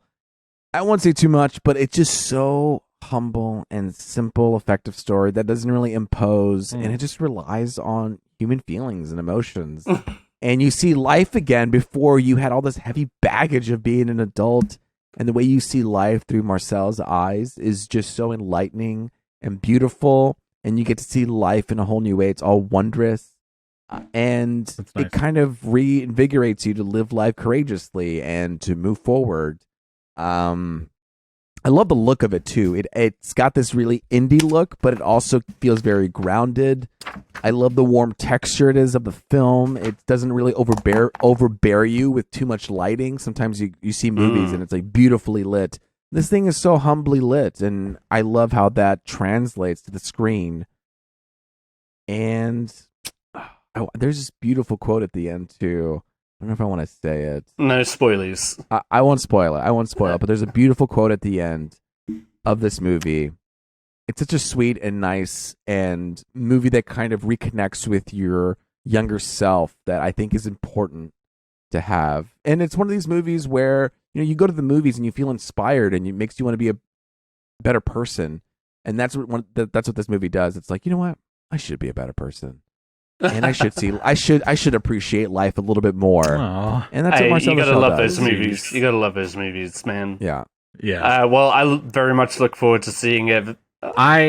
Listen, by the end of January, I will watch It's that like movie. it Okay, hit that's- theaters for a very limited time, and I just didn't make it into that window. Yeah. I can't remember. Yeah, it was just like, Ed, will you put up the projector to watch it though? hell yeah. You should, yeah, because dude. it's kind of comical to see a 1-inch shell on a big projector, and you get to see, Would you say kids would enjoy it? Yeah, I think so. Yeah, a kid would enjoy it for sure. It's not too I like think- existential, like, No, it's because cute it's and like an funny. indie film. I don't know, like where it goes or whatever. I don't think know. the fact that I you feel see a like little the character. the character's yeah. cute enough where you can, and the voices are so cute. That Yeah. Jenny Slate, I think, right? Yeah. I think it'll be Jenny Slate, and also gosh, what's her name? She's fantastic too. Let me find her right now. Isabella Rossellini. Oh, She's in it. is she the? She's Who is she? look it Is she up. like the? she's Yeah. the grandma. The grandma is what it was. Isabella Okay. Rossellini. Okay. But what would we have seen her in? Isabella Rossellini, Ed? Tell him, Miguel. You shouldn't have to like quote the resume. You should just know who that is. Well, go ahead and tell me. She's in Blue Velvet. She was on Friends. Wow, She's in name. Friends. Oh, she was okay. in Blue Velvet. She was in Death Becomes Her. I got it. I She know. was her. in Wild at Heart. Got a small face. She rocked Isabella the pixie cut Rossellini. for yeah. Yes. Yeah. Okay, I got you. She's got a perfect voice, and yeah, it's Marcel the show she's on. Check it out. Oh, That's hey, this is the best thing about rankings, guys. We don't know Let's what see we're it gonna get. All right, Miguel, All right, number here we go. one. Number one, you guys, I've got it on the list. Okay. And speaking about movies that I'm going to take my kid to this weekend, regardless of if the fact that I've already talked to another parent friend of mine who was like, I wouldn't take my kid to see this movie. I'm like, well, I'm gonna because I'm a bad parent. The greatest movie I saw in 2022, Avatar 2, you fucks. I loved this movie. You guys. Well, Miguel, we all know you were perfectly sober for this, so I had a great time. Okay, I very deep, you know what I mean, and thoughtful, and I saw stars, and I was having a great time. We kind of talked about it already, but it was definitely better than the first one. I did have some like graphics issues, but I think it was because of the format we saw it in. We saw it in the high frame rate, and I felt like sometimes it looked like kind of a bad video game. But after a certain amount of time, I was just like, look, I'm here, I'm watching this movie, and I'm in it. And when it worked as far as graphics. Overall, I was super hooked from the story itself. I had a great time. Could I just say, like, aside from wanting to see this movie again because there was so much to take in, one thing that I continue to struggle with this franchise in general is that throughout the movies, I just have to remind myself, like, oh yeah, I'm watching, these actors play these big blue people. Right. It's a little ludicrous. It's a little silly. Ed, when you watch Lord of the Rings, do you give a shit about Andy Serkis as Gollum? No, and I'm not. And I will say, when you play a modern day video game, do you give a shit about how those characters are being acted? It's mocap, baby. Welcome to the future. All right? And this was a movie where I thought it looked great. Like, it did. Stephen Lang, the bad guy, his avatar. The nuances about his facial expressions was incredible. Yes. It's like, I'm going to ask you nicely once, then I won't be so nice or whatever. Dude. I can't wait to see it again. I just need to experience it again. Shout out to Eric Jew, who is messaging us on Facebook, on Instagram, and was asking me if it was good or not, and I kept kind of like being just silly in my responses, and he was like, I can't tell, did you like it or not? And then I finally had to be like, oh no, I'm sorry, no, it was like life-changing. I loved this movie. I cannot wait to go see it again. I'm really hoping I can like bribe my kid to go see it, and he'll sit through the whole thing. But even if he doesn't, I'll watch it on Disney+. There you go. It was a great one. I think this is one of those that maybe in any format is going to be just as compelling. So. You know what I mean?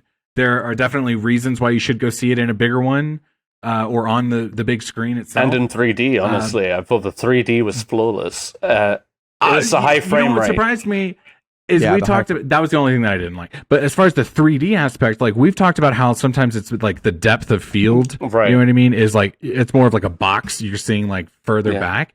But then every now and then during this fucking movie, that 3D would like jump out at you, and you'd be like, "Oh shit!" And that might have been because of whatever we were hanging out. But like, I mean that changed. Like underwater when they had those angel fish that were lighting up, they were coming out, and you're just like, "Oh, that was beautiful." But when the submarine underwater, like the windows break at one point and all the water comes rushing in, and I remember me and Luis, we were like I was like, oh shit, that shit's in my face, like I'm drowning right now. 10 out of 10 movie, you guys. I had a great time. I can't wait to see it again. I'll tell you this, I think you did like the high frame rate, but there were moments when this is when it works great. The close-ups. We talked about this. The close-up high frame rate works the more really intimate, well, the better. Yes, the more wider you go, you start like having paper cuts of that little boy spider with everyone else. It just feels like everyone got paper cut it together. I never thought he looked bad. I kind of liked when they integrated the humans too. into it. Close up. I thought that worked. It was less obnoxious than the first one. But it was when my two least favorite shots was in the beginning when they look up at the stars, and it's a kind of a really, I love the line where he says something about like there's a new star in the sky and how that signals to them that, oh shit, the sky people are coming. I loved that moment, but the CGI just looked so terrible when we see these ships coming I in thought for they the looked first great. time.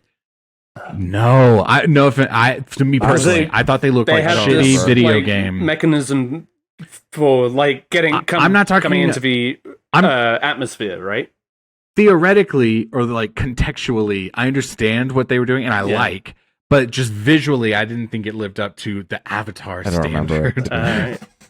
And then later, just a few scenes later, there's like an attack on a train or something where like the train cars. I did talk about this, where the train cars, they like do loop-de-loops. I saw they do that train shot in one of the trailers, and on my TV at home, it looks fine. You know what I mean? It was like, I feel like that's I'm in the high frame rate. The high frame rate. And those are the moments where I feel like I got lost. Sure. But dude, overall, like when they get into the water for the first time, basically, you guys, the Tolkiens. Don't call them whales. Don't call them whales. James Cameron doesn't want that. I'm saying, fuck James Cameron. Dude, that whole second act of the movie. Whoa. Well, you know what I mean? I'm just like, I'm tired of him telling me what to do.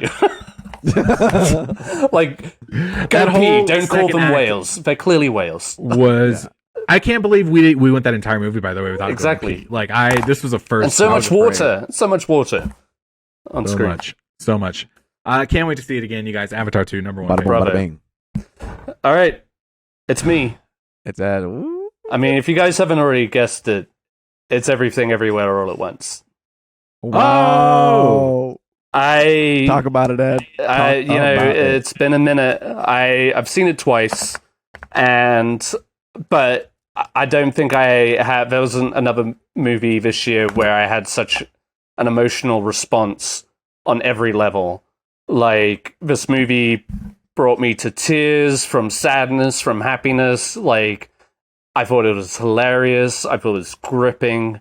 It was just so beautifully orchestrated, and the more you look behind the scenes, it's just like the fact that they came up with this movie, got it financed, and made it look so good, but also so unique. Like, it wasn't like a CGI fest. There's like so many practical effects that and the strategies and stuff that just make it just that much more, like I said, more unique and more characterized. It's just like a beautiful film that hits like every emotional point that you could ask for in a film. Like, you have the revival of Ke Huy Quan's career. You've got Michelle Yeoh in arguably her best role to date. Jamie Lee Curtis, as badass as ever.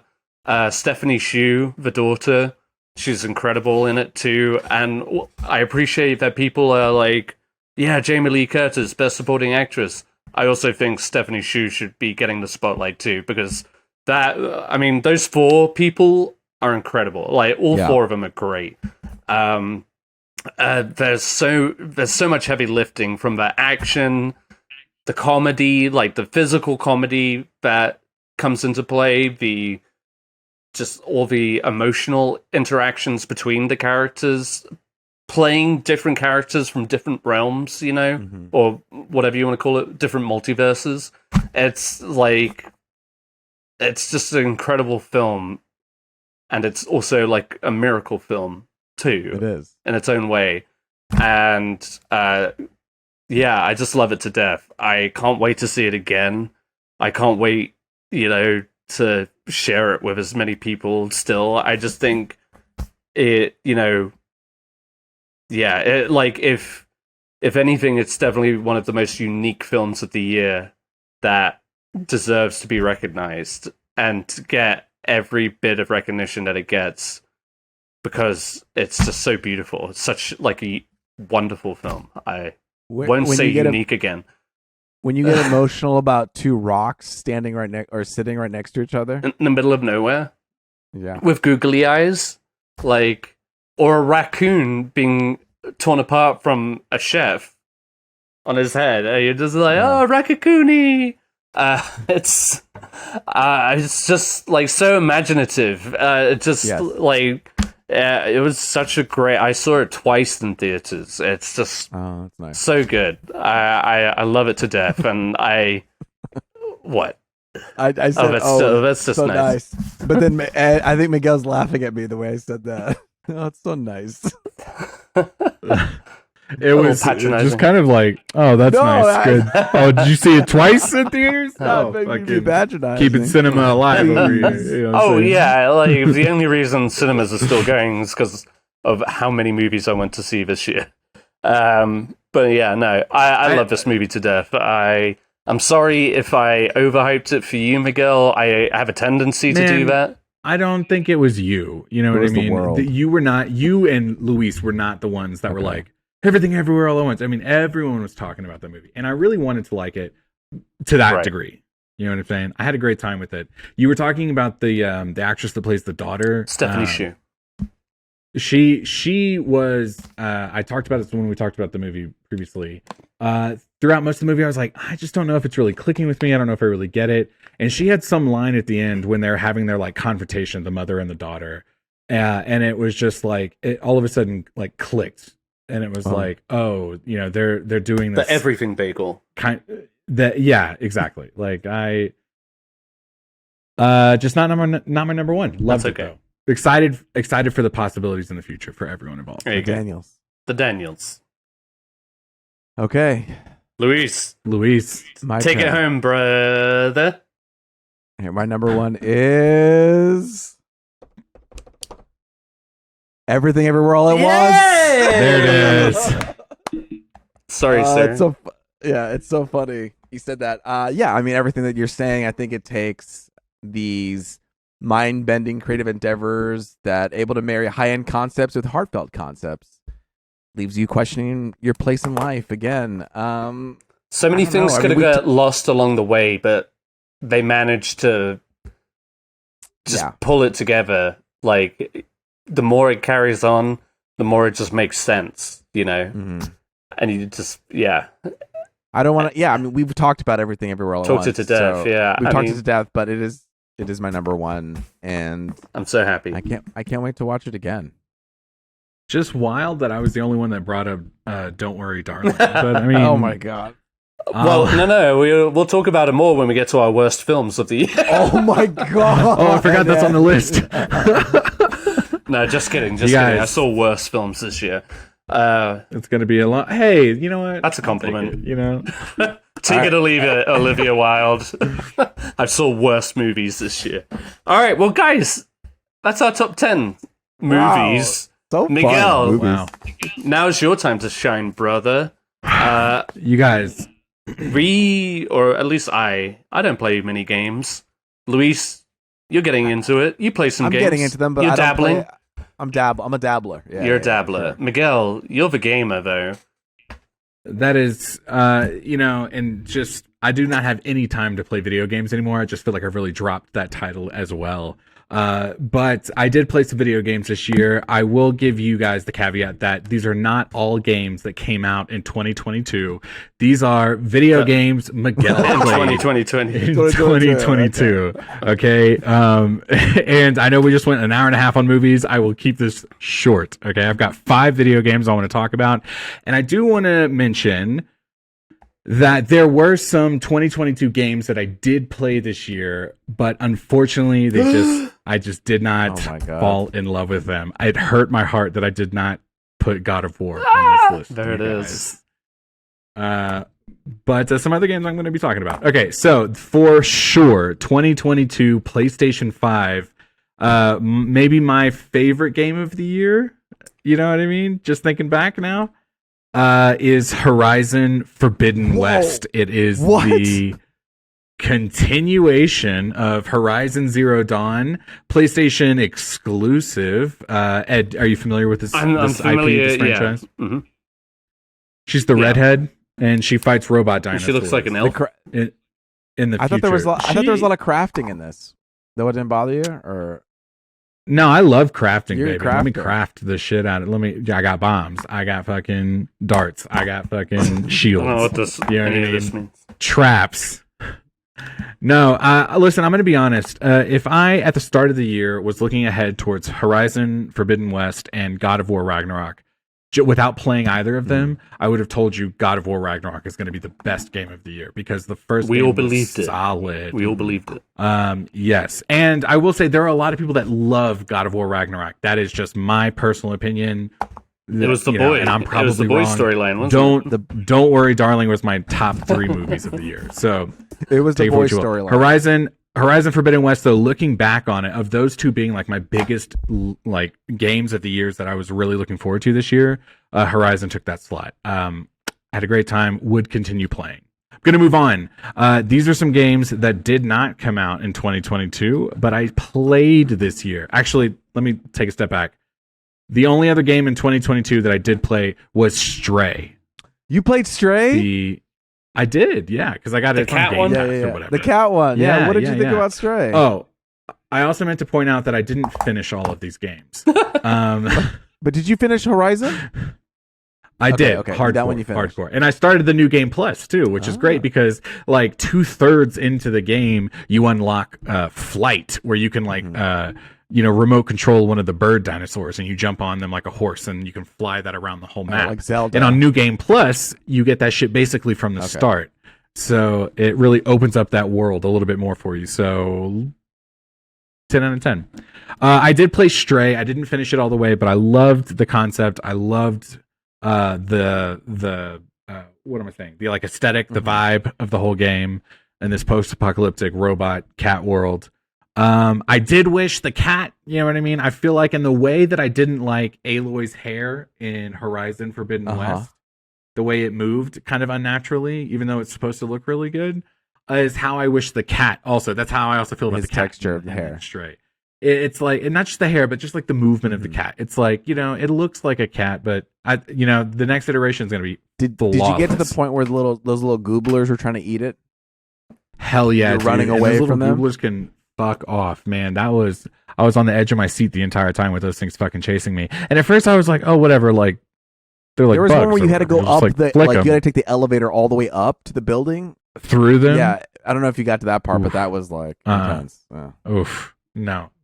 I haven't finished it yet, but I will. It's definitely on my list. There was games that I jumped to a lot this year. I had a lot You of wanna experience ADHD all these as far as my gaming. I did get PlayStation the PlayStation subscription at some point this year as well. So it was like, oh, now I can download this game and play this one. So I kind of got a little lost in it. Now, speaking of games that didn't come out this year, but I played for the first time this year, I'll talk about an old one real quick, and you guys are gonna be like, Miguel, what the fuck? We're talking about this game right now. Uncharted 4, you guys. I don't even really need to say this for as far as like gamers are concerned. They know how this fucking story. Like, I'm an idiot for not playing this game this long. Uncharted 4 was phenomenal. It was a game that I started to start like 3 or 4 times, and I just kept getting distracted. And finally this year, I sat down, I played it all the way through, and by the time I got to the end, I was like, oh, I get it. Like, this shit was I want to play that dope. game. Dude, it's really good. Now, I have played a lot of the Uncharted games. I think number 2 is maybe my favorite before I played 4. 4 is my favorite, but 2 is like of the old school ones. Yeah. 2 is my favorite. But you can get, I'm pretty sure all 4 of them on a Game Pass. Moving on. I also played a game that did not come out this year. I'm pretty sure it came out a while back. It was a little indie title called The Forest. We talked about this briefly when I downloaded it. The Forest is a horror video game. I don't play a lot of these, you guys. Much like Ed doesn't go to horror movies, horror video games are not my thing. Because I'm like, that's scary. But in The Forest, you crash land on this island, like your airplane crash lands, and you have to kind of survive in this forest, and you cut down trees and logs and leaves and shit, and you make fires and cabins, and you think, oh, it's just like a survival game, but then you realize there's these like cannibals on the island. And what's really good about the cannibals is their AI is like you will be working in the middle of the day feeling like you're all alone, and then you'll kind of get the sense that you're not, and you'll kind of scoop the camera all the way around, and somewhere in like in the back corner of your scope you'll see someone kind of move, and you're like, oh shit, okay, there's these things nearby, and I have to kind of be aware of that. And it was super scary. Didn't finish it because, again, I'm a baby. The last game I want to talk about this year, again, this did not come out in 2022, but I played it for the first time this year on the PlayStation 5. I thought it was maybe one of the best non-2022 games. Ghost of Tsushima. Oh, wow. You guys. Yeah, okay. What a fun game. I think both of you, if you had a PlayStation in front of you right now and could play this game, would say, yes, this one's a fun one. We can all agree. It's stylistic. It's got this, it's like a samurai story. There's different modes you can play, like where the cinematics will change depending on the mode you have it in, where it'll be just kind of like regular gameplay, or maybe it's like the classical samurai film cinematography. Yeah. You can add like film grain to that shit too, right? Yes, dude. Yes. And it just like it, no matter how you play this game, it's beautiful. And I had a really great time playing it. 10 out of 10. Those are my video games. Did you guys play any video games this year? Just out of curiosity? Total War, Napoleon. Oh yeah, Total War. You love that game. It's my comfort game. Every now and again I'll whip out my laptop and just play a battle here, siege there. Yeah. I played. I did Stray. I did Last of Us. We talked about that. And I warmed up to The Last of Us, getting ready to watch it next week when it comes out. That's right. Ooh. And what else? I played High on Life. That, if you know Rick and Morty, one of the guy who does the voice for it, and he does the show Solar Opposites. He did that other one. He did another video game as well, but it's his video game. The guy who voices Rick and Morty. Rick, Dan Jolin. No, it's Dan Harmon is who you're thinking about, but it's not Dan Harmon. No, Rick. No. Go on. Anyway, it's a first-person Justin Roiland. It's a first-person shooter game, and it feels like it's from the 90s. It was really fun. It was very quick. But really, the game that I want to talk about, that I've been obsessed with, and that I've always been playing, it's a mobile game, guys. And I'm not. I'm going back to it, but I play it every fucking day. Don't Marvel say Snap, Marvel everybody. Snap. If you are playing Marvel Snap, you're a jabroni. When I wake up in the morning and I don't want to wake up and live my day, you know what I do? I get under the covers, I play a couple rounds of Marvel Snap, and I am fucking awake and ready to attack the day. This game is so much fun. It is a fast-paced card battle game, okay? You can knock these babies out in 5 minutes tops. You get to play as different... It's a card game. You play different characters, and just like any card game, they have different abilities. It's just really fun. I don't even have to explain it, because it's like every time you try to explain a card game to somebody, they zone out. You know what I mean?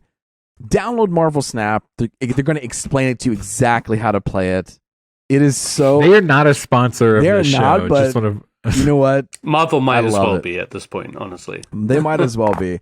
I love this. This game is so addicting and so fun. I really am now just picturing you at the start of your day, like pulling your covers over your head and playing like with like the outside the sheet, you see the leg underneath the sheet. You're like, what's he doing? I don't want to wake up. Is he masturbating? I don't know. The only thing, no, I'm playing Marvel Snap. He's snapping. I don't want to wake up, and I just look at it, and I'm like, okay, let me just struggle through. And then I get into the game, like, okay, yeah, and then one more.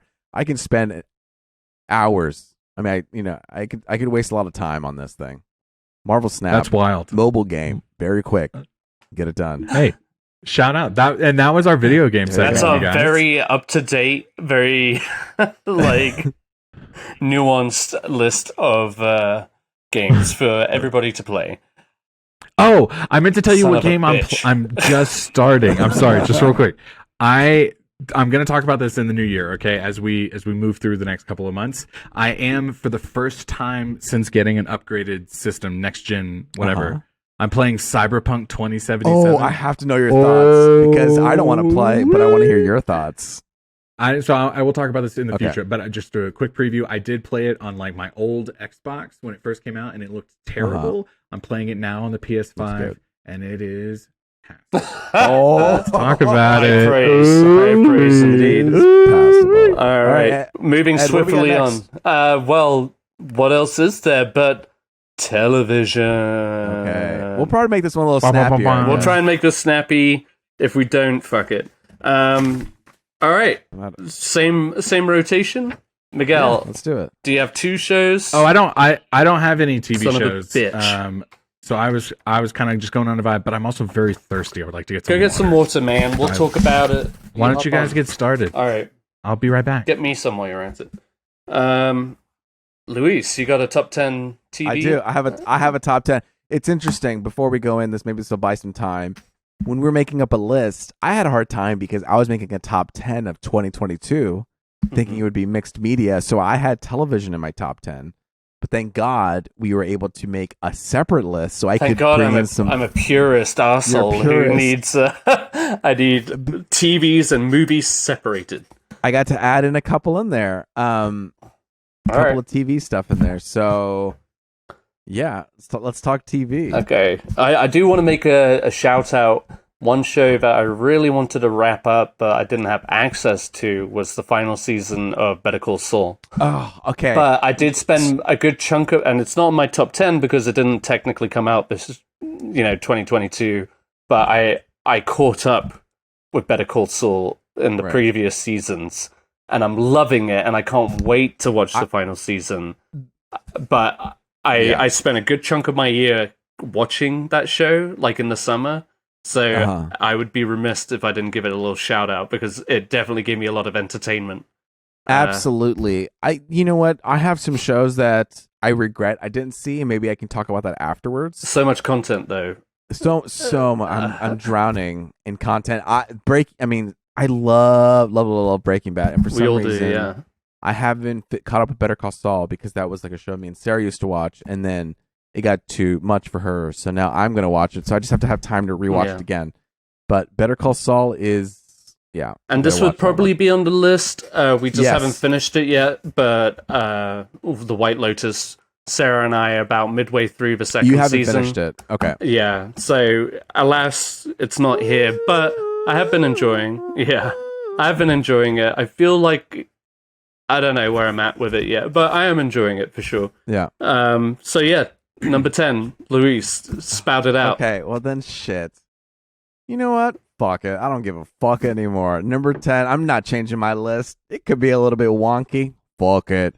Number 10 is Apple TV's The After Party, bruh. Oh, okay. Whoa. So this has a... Yeah. No, go ahead. Okay. So this is just like Glass Onion is a, movie where it's an ensemble piece. The After Party is also an ensemble comedy. It's a murder mystery where something goes down, somebody dies, and you have a detective who asks questions to each person at the after party. It stars Tiffany Haddish, Sam Richardson, Ike Barinholtz, Ben Schwartz, Ilana Glazer from Broad City, Dave Franco. So a murder happens, and Tiffany Haddish interviews each different person, but each person tells the story in a very specific genre. So each episode, you get a different genre. You get, Ben Schwartz will tell his episode, and it's kind of a romantic comedy. Ike Barinholtz tells his story, and it's an action movie. Someone tells their story, and it's an indie movie, musical, blah, blah, blah, blah, blah, blah. But each one informs the murder as you go on. Right. So... This came out January 28th. It was earlier in the year. Yeah. Very early in the year. This was on my list of wanting to watch, and I guess it just kind of fell under the radar after a while. But now I'm putting it back on my list. I do want to watch it because it did intrigue me a lot, and it seemed like a lot of fun. And like you mentioned Glass Onion, it felt like that kind of murder mystery that would be... Like you said, a lot of perspectives, a lot of different details that you can catch on to that will subsequently lead to the truth or whatever. But exactly. No, I'm definitely looking forward to that. I think it didn't get a lot of. No, it definitely fizzled. And so and I wanted to bring it up, and it's created by Christopher Miller. So if we know what they've done the Lego movies. Mm-hmm. They did 21 Jump Street. They did Spider-Man to the Spider-Verse. So if you're into those kind of stuff, then maybe you'll have a good time with After Party. It's just a fun romp. Yeah. It's a fun thing to throw on. Sometimes that's what TV needs to be. Yeah. Like, the best shows don't have to be these top-tier dramas where everybody's a shithead and giving their best performances. Yeah, absolutely. Okay, so After Party. my number 10, this, like, a little enigma of a show, The Rehearsal. Oh my God, I forgot about that, Ed. You're right. It was, it's just like kind of like a whirlwind of a show. That first season, I guess they're making another season, but like it's such a weird journey. But I love Nathan Fielder. Like, give him a budget, give him that HBO budget, and see what he does. It made me want to go back and watch Nathan For You a bit, which I did. It's just like fun, weird, hilarious commentary, and also just like it's just a weird one. Like you can't even describe it, without actually giving a clear picture of what it actually ends up being. But it's bizarre, and I'm here for it. I can't wait for the next one. Yeah, and just so you know, if The Rehearsal isn't a straight scripted narrative, it's kind of like a docu series where he's, it's a docu thing. So check it out, HBO. Not the only docu I've got on my list. I think I know one that's. All right, number 9. Number 9 for me is going to be Peacemaker. I had a ball with Peacemaker. I guess that was this year, huh? Yeah. Oh, wow. Yeah. I think it was early in the year, too. Let me see. Peacemaker. When did it come out? No, it doesn't matter. I just had a fucking ball with this one. January 13th came out. Yeah. It was wild. It was, I dig James Gunn, and it was just James Gunnian. It was just James fucking Gunnian. fun. Yeah. It was funny. Irreverent and funny, and I had a blast with it. So, it was a good pleasure. One.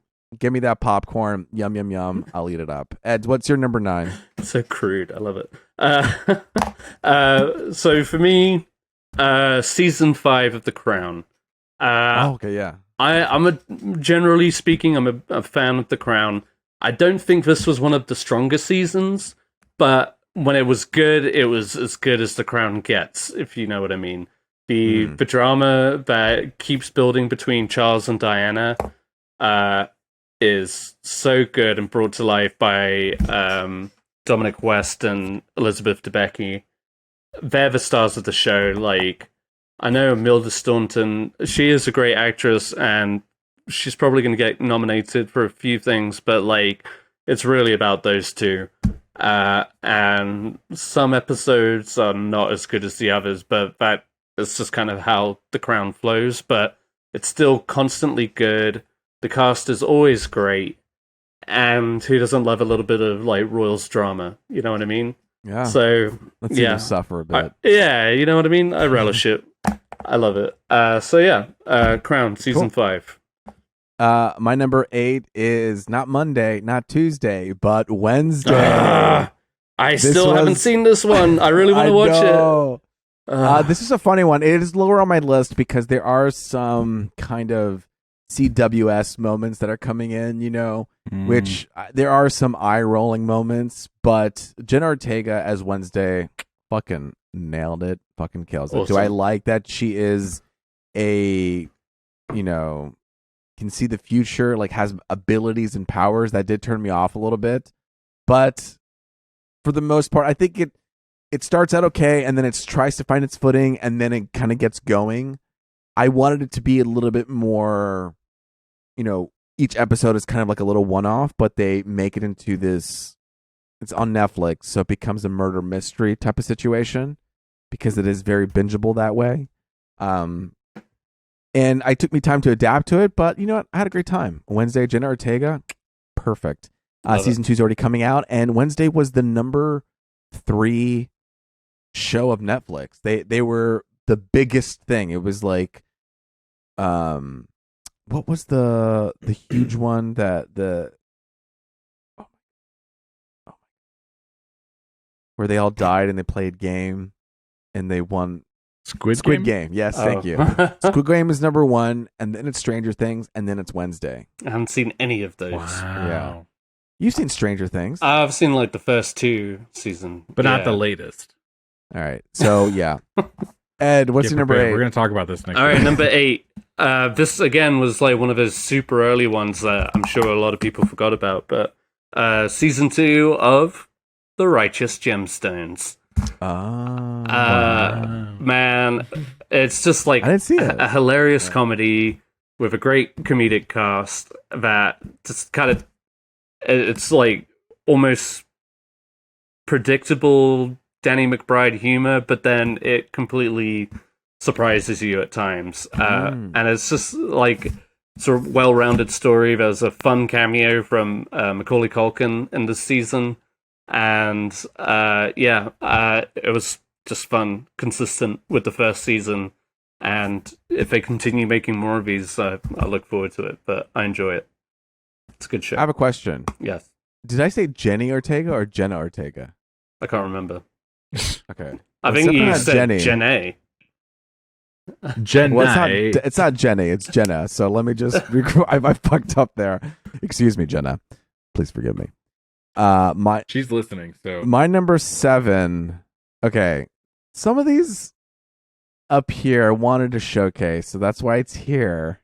Please don't yell at me. Is it a pity ranking? No, it's not a pity ranking. I do think that these deserve to be up top for me. But we had some good shows this year, you know what I mean? So it doesn't mean to say I didn't like it, but say it. Rings of Power is my number 7.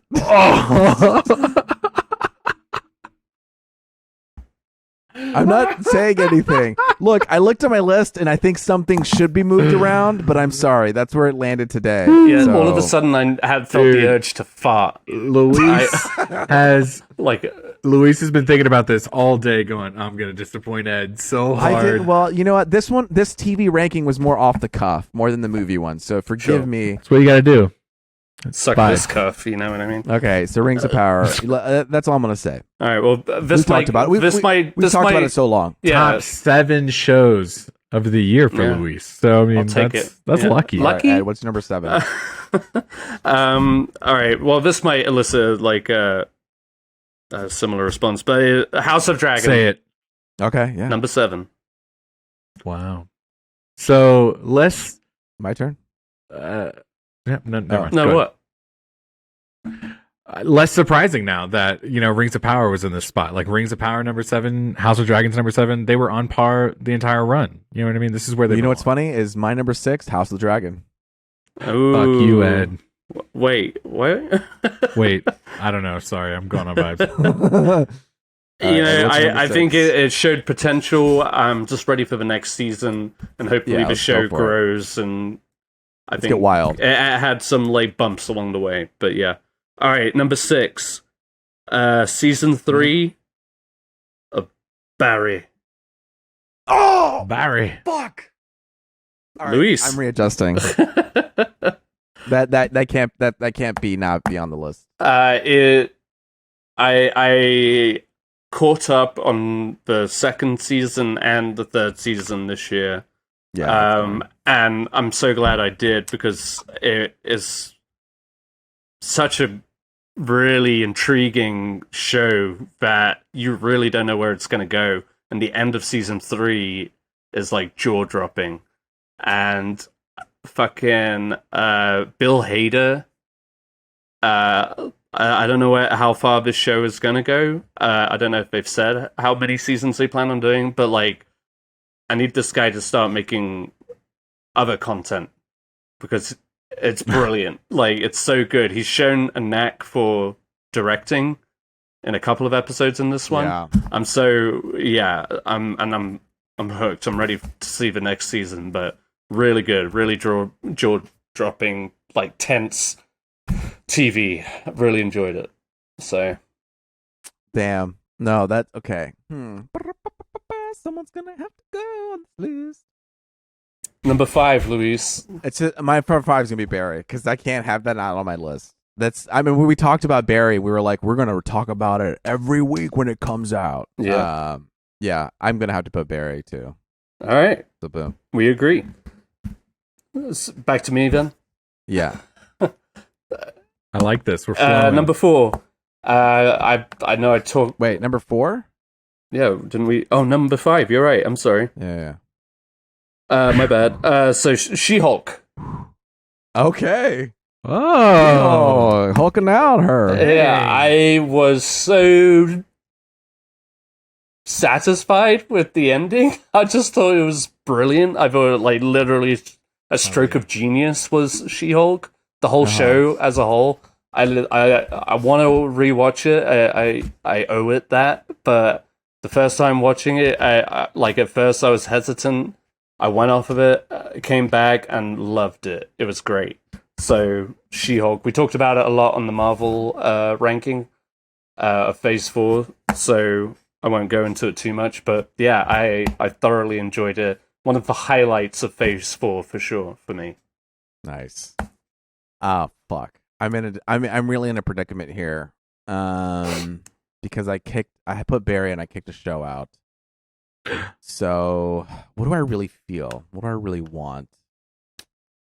Do you want me to do my number 4 while you think about it? No, I'll go. I think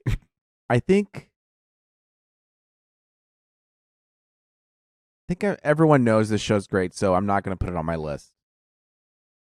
So I'm going to put on the I'm going to move on with this show. I know this doesn't make any sense. My number 4 is Mo. whoa. Netflix. Miguel, you got me hooked up on that, so I watched it. Dude, what's up? I think it's also because we were from Houston, and the show's based in Houston. You really feel it, and it's nice to see that representation there. It was a new cultural experience, and he's a really funny guy. I just had a good time, and I'm really just kind of putting it out there that I'm taking this opportunity to say, hey, go watch Mo. Pretty fun. Mo. Hell yeah, dude. Yeah. That's what's up. Also, A24 TV series. Yes, an A24 TV show. When do they do that? You know what I'm saying? Maybe I do Mo's need to on check it Netflix. out. I forgot about that one, but maybe I should check it out. And you're All from right. Houston, so it is kind of like that culture that... Nice. Cool. So, yeah, what's your number 4? 3. Well, I couldn't have a top 10 list without giving a shout out to Ireland with season 3 and the final season of Dairy Girls. Right. Okay. Oh. Yeah, I've watched it through. They're only like 20-minute episode seasons, so I've gone through it twice now. It's not as strong as the previous 2, but I love it all the same. It's just like I love every single one of those characters, and that's one of the brilliant things about British TV is that the seasons are short and sweet. They don't outstay their welcome.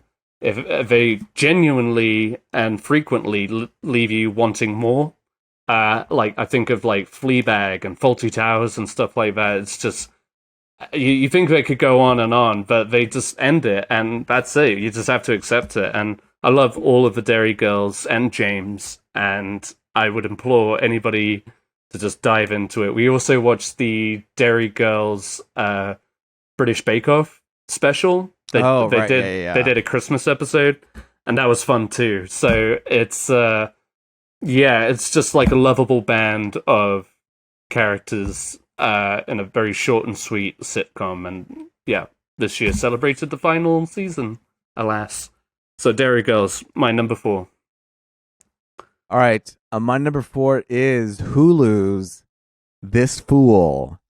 I talked about this show, This Fool, and I gotta put it out there again. Watch This Fool. It's hilarious. It's one of those stand-up comedian TV shows. I think Mo is also a stand-up comedian TV show. This is also a stand-up comedian TV show. It's about some Chicanos coming around. One of his brothers gets out of jail, and he's trying to bring him back into society, except, oh no, his brother is still stuck in the year 2005 thinking. So comedy ensues, ha ha ha, on and on. And what's really funny is the guy from White Lotus, and also, hold on, because he's in like a bigger movie too, that I think it was, I'm going to get so shitted on.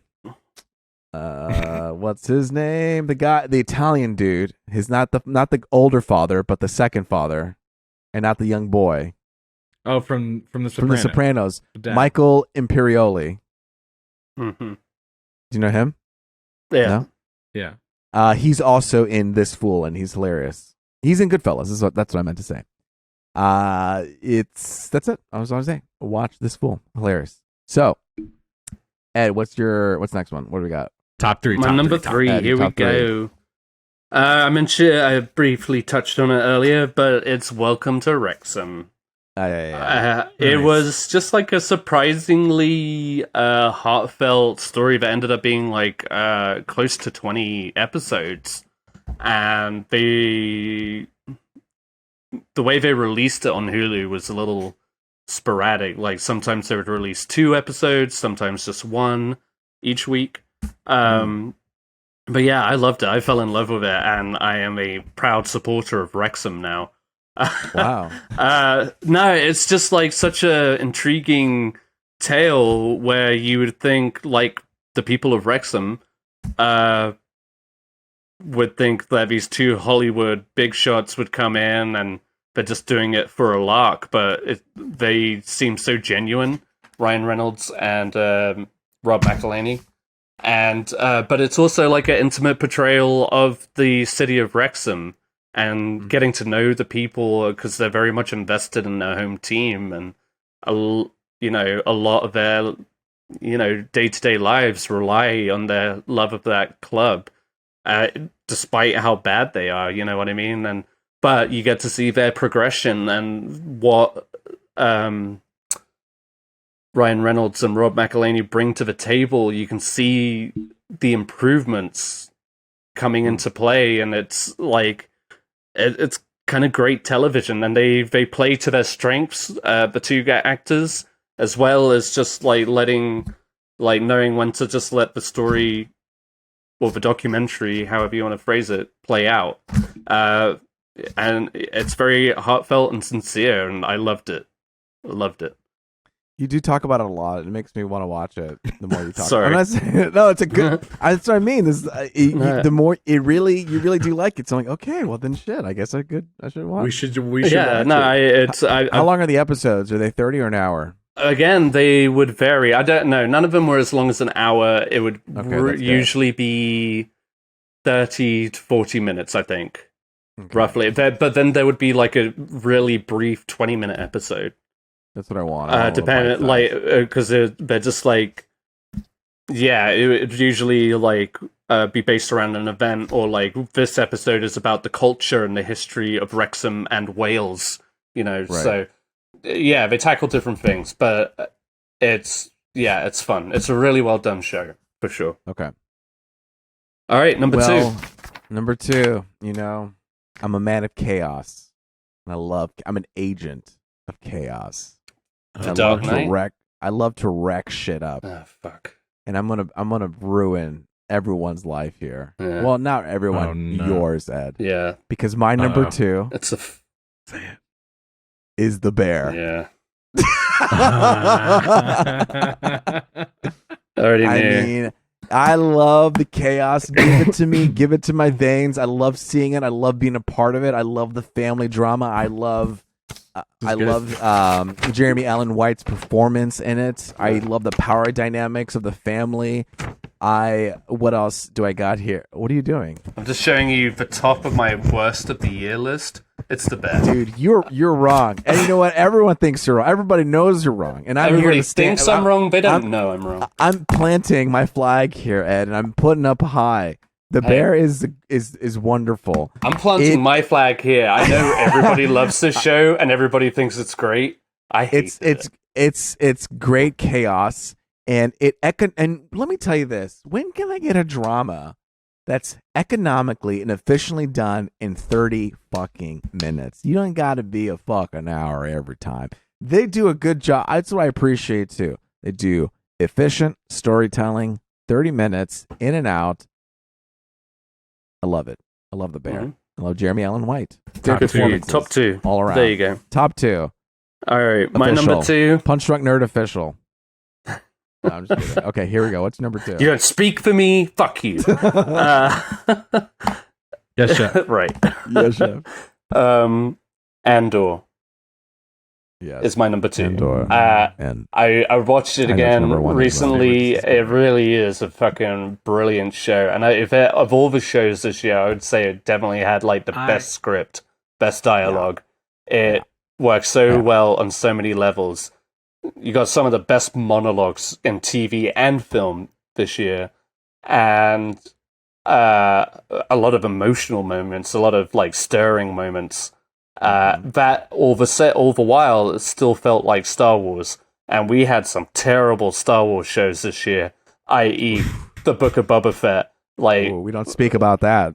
yeah, We don't talk about Book of Boba Fett. and you know, and then there was like mediocrity with Obi-Wan, and oh my god, what a and so, but this was like a miraculous, unexpected masterpiece. Like, I do not mind using that word. It is so well done. And they know that they're going to end on season 2, which kind of makes it more perfect because you know they're not going to kill it. Like, season 2 comes out, it's probably, I mean, it's gonna great. roll because every 3 years, there's every 3 episodes or 2 episodes, there's a year that progresses. Right. So it's really going to pick up steam. Oh, for sure. But it was already so engaging. And then you have an incredible performance from Andy Serkis that's like almost instantly iconic in the Star Wars universe. Out. Yeah, it's so brilliant, so good. Tony Gilroy, stick around. Maybe just tell Kathleen Kennedy to take a break and do some stuff. Get your fingers dirty a little bit. Ed, I know we fight. I know we Are you about to agree views with me, bro? on the bear, but for my number 1, baby, it's Andor. I saw it immediately. Yeah. There it is. Man, this was such a fun year. I know I have it all the way down. And really, what is a list? It's just feelings and vibes. But when I had House of Dragon, Rings of Power, and Andor happening all at once, I was living my best life. I had primo television happening. And the thing about Andor, too, is it brought the class. It brought this, like, the reverence to Star Wars again. Do you know what I mean? It makes it... Absolutely. It makes it relevant again. It makes it top tier product. Even if it so relevant. Even if it didn't get a lot of views, it elevates Star Wars now. And I think because too, it's been so long. Obviously, it came out a while ago, and a lot of the fan base, yes, they're making shows for kids, and they continue to do that, which is great because that's where Star Wars came from.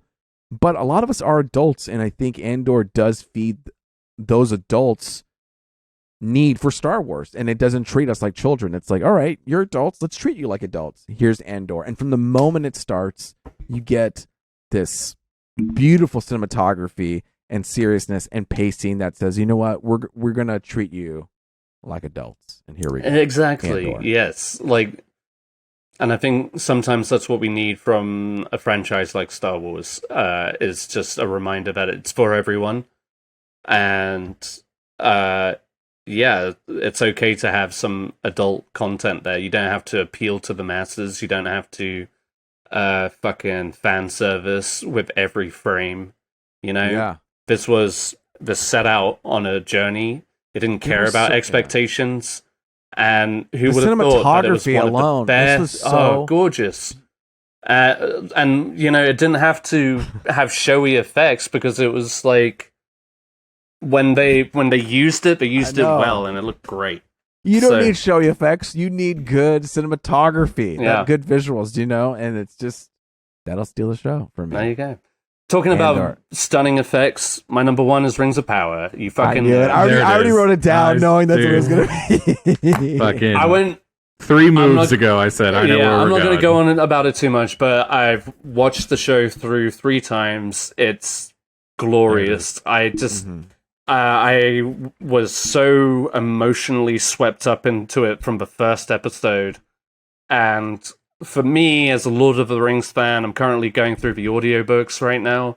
And it just, it really captured, for me anyway, I know it was divisive amongst fans, but I thought it was like a gorgeously realized show that the characters the settings, everything about it was so well thought out. And I just can't wait to see these next 4 seasons play out. I'm so excited for it. And exciting. Yeah, I mean, yeah, Rings of Power. Also, hands down, my favorite score of the year. Check out the score by Bear McCreary, who also scores God of War. God of War, yeah. That's right. Miguel, go ahead. I'm just saying, like, episode 7 was so good. You know what I mean? Like, the way I just know I hate you. everything that happened in that episode. There's so much content. There's so much content. I did want to say shows that I regret I did not get to see. Well, first off, shout out White Lotus. I know it didn't make it on my list. Oh, man. It should have been on my list, but Barry had to kick somebody out, and he kicked White Lotus out. Dang. So, I gotta watch just Barry talk now, about White Lotus, and like I said, I haven't finished season 2. That's the only reason why perhaps it wasn't on my list. Another one I barely edged off was what? Fuck you. Under the Banner of Heaven. You remember that one? Yeah, I do remember that one. You know, like a bit of murder. But yeah, it was a tough year. So much content, it's hard to watch everything. I probably would have knocked out maybe like Peacemaker for White Lotus or something. Or maybe that's all right. Yeah, but it was a good shout. It was a good shout. The bottom 3 I would have wiped out for White Lotus. I would have written it off as last year's show, honestly. So it was a good shout. Good shout. Okay. All right. I'm sorry. I regretted not to see Los Spooky season 2. Los Spooky season 1, very good. Atlanta, I still gotta watch that show. Yeah. Severance, I still gotta watch that show. Rick and Morty is back. I love Rick and Morty. I didn't see the new season. Heck, season 2. This show called Primal. I didn't catch up on it this season, but very good. And then, are we talking about shows that we regretted that we watched, or is that later? No, just that we. Oh yeah, we'll do that later. We'll talk about shows that we hated because I have one. Shows or movies that we didn't like or whatever. Okay. All right.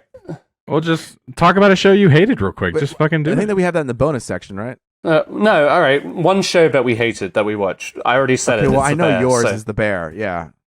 One show I do not. The Midnight Club. Do not watch that. And it's canceled. So. Oh yeah, you did mention that. Yeah. I did mention that, and don't watch it. Okay. I also mentioned the Book of Boba Fett. So there you go.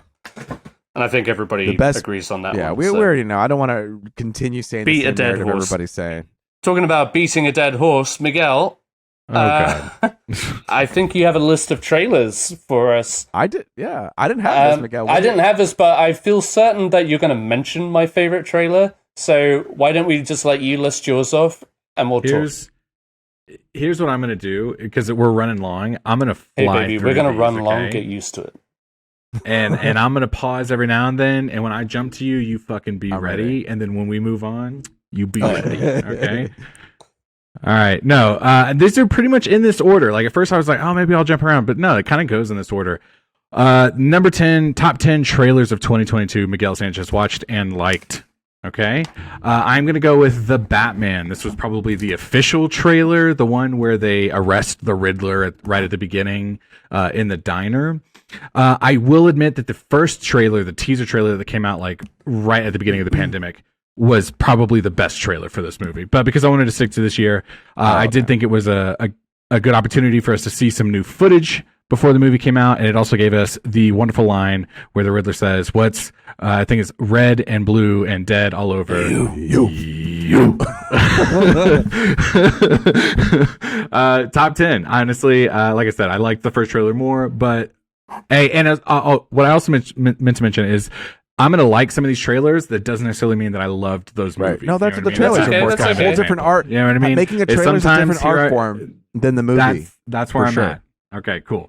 The next one I'm going to talk about is the Oppenheimer trailer. This is more of a recent one that just came out. We got to watch one right before Avatar 2, which I felt like was a new one. Yes. When I tried Googling it, I didn't feel like I was watching that one trailer. But the one that I was watching, you know what I mean? It's just nice to kind of be like back hyped on a Christopher Nolan vibe. What was his last movie? Tenet? Confusing. The one before that, Dunkirk, maybe my least favorite Nolan movie. Like, I'm really kind of clasping to Oppenheimer to be like, can you be like the good Nolan? Rein it in, Nolan. Yeah. It does look great. But at the same time, don't. I'm excited. I kind of like, you know, that what I mean? IMAX trailer, as you said, was really good. Really Beautiful. Good. Yeah. I was super engaged. I did like one of the lines, and the trailer that I watched tonight at home, the trailer starts with him saying something, "We imagine a future, and our imaginings horrify us." And I was like, yeah, that's dope. I'm super hyped to see this one. We talked about this earlier, Luis. This was one of your favorite movies of the year. I thought one of the best trailers, and I saw it before Everything Everywhere All at Once, so it was a super dope theater-going experience for me. Marcel the Shell. Okay, yeah. You guys, I was hooked on this trailer. I cannot believe I haven't actually seen this movie yet. But the moment I can stream it, wink, I will. You guys, I don't have to overtalk this. Everyone knows I'm super hyped for this movie coming out this year, and I think this was one of the best trailers of the year. Coming in at number Bobby? 6? 7. Cocaine Bear. 7. Is it? Number 7. 7. That's right. Cocaine Bear, you Yeah. guys, dude, I'm so fucking hyped for this movie. Like I said, I'm not going to overtalk it. I kind of, as I was watching these trailers, I wrote down some quotes during each one that I thought was nice. The one that I liked the most from this one was, "Let's see what kind of effect that has on it." Yeah. Well, let's wait and see. My next trailer that I was I am super excited to see this movie. I can't wait to take my kid to see it as well. Spider-Man Across the Spider-Verse. Yeah. What a dope trailer. I sent this to Kristen, my wife, the first time, just as soon as I was finishing watching it, I sent it to her because it opens with Miles's mom talking to him. And she has this really great line where she says, "For years I've been taking care of this little boy," and later says, "Wherever you go from here, you have to promise to take care of that little boy for me." And that was just such a dope line. It was Good line. whatever happens in this movie, like I am already emotionally invested. And we just saw Puss in Boots this last weekend, me and my boy, and they played the Spider-Man trailer right beforehand, and he was hyped, and I was just like, yes, Nice. dude, we are going to see this movie. So cannot wait. One of the next trailers I want to talk about is the trailer for Barbarian. I liked this trailer a little bit more than I liked the movie, but I thought it served that tonal shift that we see basically, and I kind of talked about this when we mentioned it last time, was that shift where they cut to Justin Long right in the middle of the movie. That is how the trailer starts. Right. And on YouTube, when you are looking at it, the title just says Justin Long's new movie. And it starts with him like la da da da driving in a car. And then it devolves into this horror movie where you realize something else is going on. And then so when you actually watch the movie and you realize like Justin Long is not even really like the main character. I thought it was a really creative way to undersell some aspects of the movie. You know what I mean? To kind of keep you surprised. The next trailer, one of my favorite movies of the year, one of the funnest trailers that we saw probably 4 years in a row due to COVID. Top Gun Maverick. You guys, it's kind of tough to point to what trailer hyped you up to go see this one, because again, they advertised it so much. They just kept knowing it's going to be next year, baby, we promise. But I don't have to overtalk it. That was one of the best movies of the year, obviously. Is what I mean, it gets you. It gets you. There's also a great line where Rooster, you know what I mean? Is it Rooster? The son, Goose's son. He's like, "My dad trusted you, and I'm not going to do the same." And Tom Cruise is like, "Duh," and I'm like, "Yes, Tom Cruise, fucking act the shit out of that moment, dude." Top 10. Okay, the next trailer that I mentioned this previously, but we've been hearing about this movie through most of 2022. Oh my God, Brendan Fraser. Oh my God, Brendan Fraser. Oh my God, Brendan Fraser. And it was like, when are we going to see a piece of this product? And finally, we get the official trailer like a month before it released, or in that same month that it released. You know what I mean? And it was, for me, The Whale, the official trailer, was when I finally got the hype for that movie. I was ready to see it. Brendan Fraser does a phenomenal job. The last line of the trailer is, "I need to know that I've done one thing right with my life." And I mean, the moment and the end on the end of the trailer on that note, I said, I'm going to see this movie 100%. I don't care, good or bad. I've heard mixed reviews, but I will see this movie solid. Yeah, we saw it. Yeah. Did you see it, Luis? I did see it. Yeah. Okay. Well, we'll wait for you to see it, Miguel. I assume I'm going to see it pretty soon here, so don't worry. We're going to do an Avatar and the Whale feature back to back, me and the boy, this weekend. I hope not. Oh no. Number 2. Okay, there's the final 2 trailers of the year that I thought were super amazing. Now, again, maybe I didn't see this movie or I didn't love this movie, but the trailer hooked me right away. Number 2, no, Bones and All, you guys. This was a movie that, again, I hear mixed reviews.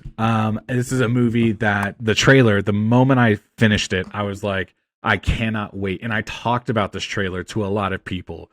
It just kind of, I don't know why I didn't understand it from just the title alone. But when it's like the whole premise is that they're eating on these, and there's like the society of people that eat people, you know what I mean? And I loved the Mark Rylance character when he comes in and just immediately is like, I smelled you from like a mile away, and I'm trying to like take you under my wing and teach you the rules. And then there's like these bad cannibals that are kind of after them. And it's like the first time I was like, oh, Timothée Chalamet, like I get it. Like, oh, you're doing this like weird shit. Like, keep doing that. Whether the movie was good or not, I don't know. I haven't seen it yet. I've heard mixed reviews, but I thought that it's a good shout because it was a gorgeous trailer. I'm glad you mentioned it. Honestly, the trailer I wrote that alone. Down.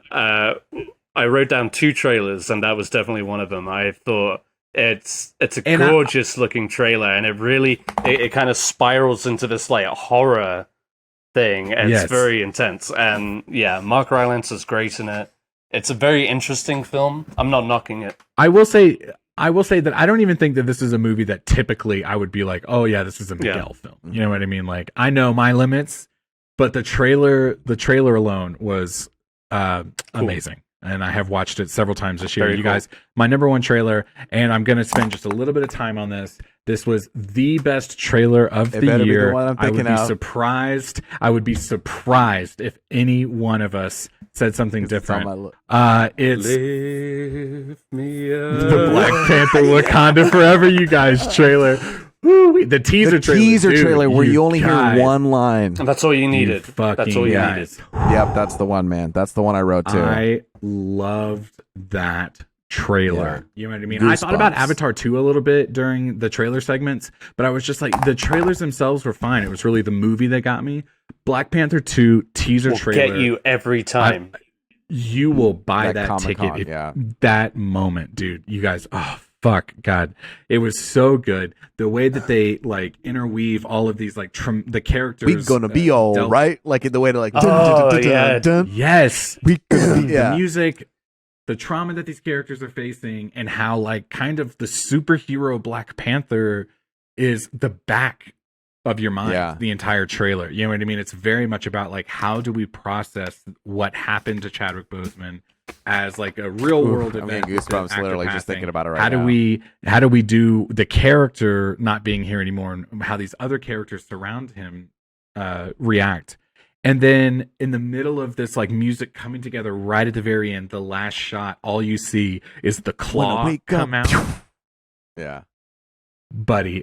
And then they whisper, Wakanda. But not only that, at the beginning, you have that powerful voiceover of Angela Bassett. Yes. Just fucking breaks your heart. Which is why if they're talking about giving her an Oscar nom for this movie, I'm fucking here for it. Absolutely. Like, give it to her. Dude, this and I also just happened to I really loved Black Panther Wakanda Forever. I thought it was the best Marvel movie of the year. I think for me it was the best superhero movie of the year.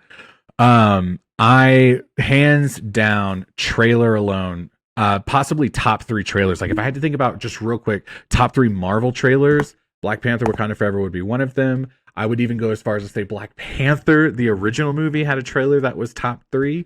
And one of the Endgame trailers, when they like teased the whole 10 years all leading up to Endgame. You know, top 10. Brother. All right, guys, you ready for a lightning round? Lightning round. Boop, boop, boop. All right. Whether you have it written down or it's something I'm going off the cuff. Comes to your mind. I definitely have it written down. But let's we'll go around real quick. Who wants to go first?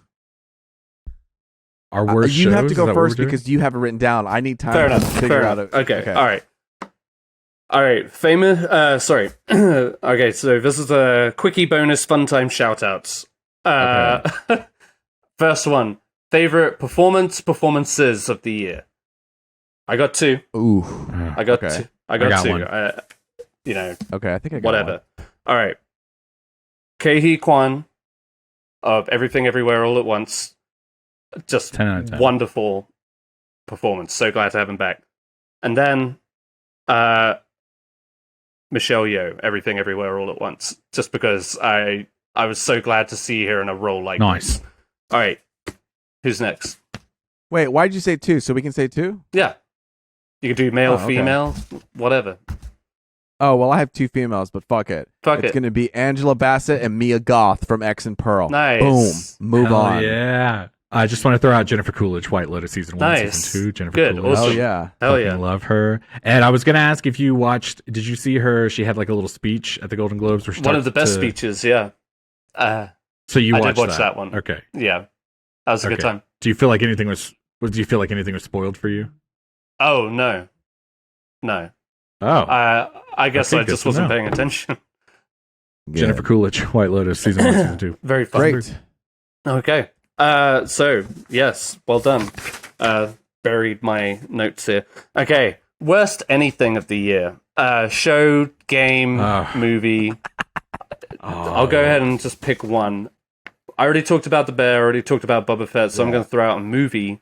One movie that I was just like, all right, this is dumb, and we need to stop doing this. It's Fantastic Beasts, The Secrets of Dumbledore. Oh, I don't. Oh, For buddy. starters, I don't know why it's still called Fantastic Beasts. Secondly, I don't know why it was called The Secrets of Dumbledore, because you don't get either of the two. It's such a dumb fucking movie. There's no need for this franchise to continue, and you probably could have come up with that after the second one. You know what I mean? Like, it's done. Like, just end it. It's such a. There's no way to elevate it. The director, fucking David Yates, he should have. Yeah, He should have done talk that talk, Ed. no Harry Potter films, and yet he got the Fuck. last 3 or 4, and then he got this franchise, and they are so subpar. They are so mediocre. Say it. They're so Say it. the drivel. There's nothing memorable about it. I couldn't tell you what the fuck happened, or if it even moved the story forward on the grand scale. It didn't. And If you could say one hateful thing to David Yates right now, Ed, on the record, what stop would you directing. say? Oh, shit. That was from the heart. That was from the Stop heart. directing. I don't know why studios are clinging onto him. Worst anything of the year is that so Go ahead. for me it's gonna be obviously I've already talked about the Midnight Club. Yes. Not Ouch. good. Don't watch it. I will say something that I didn't watch on purpose. Jurassic World Dominion. I didn't watch it, and I'm you expecting guys. it to be the worst thing of the year. Nice. So There you you go. Oh man, that's actually a pretty good answer. I did watch half of that movie and had to It's on turn it Prime off now, yeah. because it was god awful. Like the whole thing is that they're all going to team up by the end. They didn't even fuck? team up for What me. the Like it fuck? was Yeah. that's where I stopped. I was like, no, I can't. This is a dumbass fucking movie. That's not what I would put as my worst thing. Although, actually, now that I say that, that probably is the worst thing of the year. And this feels kind of mean that I'm saying this, but you know what I'm going to say. God of War Ragnarok. Oh you guys. God, Like, I can't imagine it probably- being that bad. Probably. I really have to play it. For me personally, this is for me personally. That's okay? crazy. I'm gonna That is I'm gonna crazy. play it My soon. biggest, I think mainly because it was just like my biggest letdown. Biggest like I letdown, had I see. such high hopes. You know what I You mean? get too. And This is the thing, Miguel. You got to watch yourself. You get a little too hyped, and then it can spoil you a little bit. You know what? Maybe they just got to meet me on my level, baby. Oh, I love it. Okay, Ed, what else we got? I like these little. All right, guys. So this one I'm going to try and pull together into a thing. So we talked about favorite scores, favorite soundtracks, but all right, I'm talking about what is our favorite. It could be a song, track, song, album, tune, from a movie, TV show. It could be a favorite musical moment. So, just as an example, when "Lift Me Up" chimes in throughout Black Panther, or something like that, and a moment that just like elevated the scene and pulled you in, or you're just like, "Fuck yeah, I love this song." A great needle drop. You know what I mean? Oh, okay. Yeah. Or whatever. However you want to interpret it. This isn't best soundtrack. This is best needle drop. Right. Right? Is that or what you're saying? whatever. It could be either one. I know I've talked to death about the Rings of Powers score. So I'm saying if you want to get into specifics, like a moment or a track that stood out to you. I think this is so hard because I think as a complete album, the Rings of Power soundtrack is really good. Yes. Because you have the albums that I have listed out, what they do a good job is that they have one theme and then they do alternate versions of it. Yes. I'm talking about Glass Onion. They have a good theme, but they do alternate versions. Yes. They do Babylon, loved Babylon, but I also still think that they do alternate versions of it, whether it's like a quieter version or a big version. Babylon comes really close, but you know what? One that I just cannot deny, I can't ignore as a needle drop is, and it's not done as much this year as the first season, but I'm gonna have to go with White Lotus when they comes in. White Lotus season 2. When it comes in with that, like because when that comes in, needle drop, that sound comes in, shit is going down and shit feels weird, and then you're going to be into that scene. I think it does it more in season 1 than season 2, but I can't ignore the fact that when that plays, it gets a little you're hooked. It gets a little irksome, Yeah. No, that's 100% what I would have chosen too. That's what do you got? And you're just talking about the intro theme, right? Well, no, because it plays in the show. That little like ooh, yeah.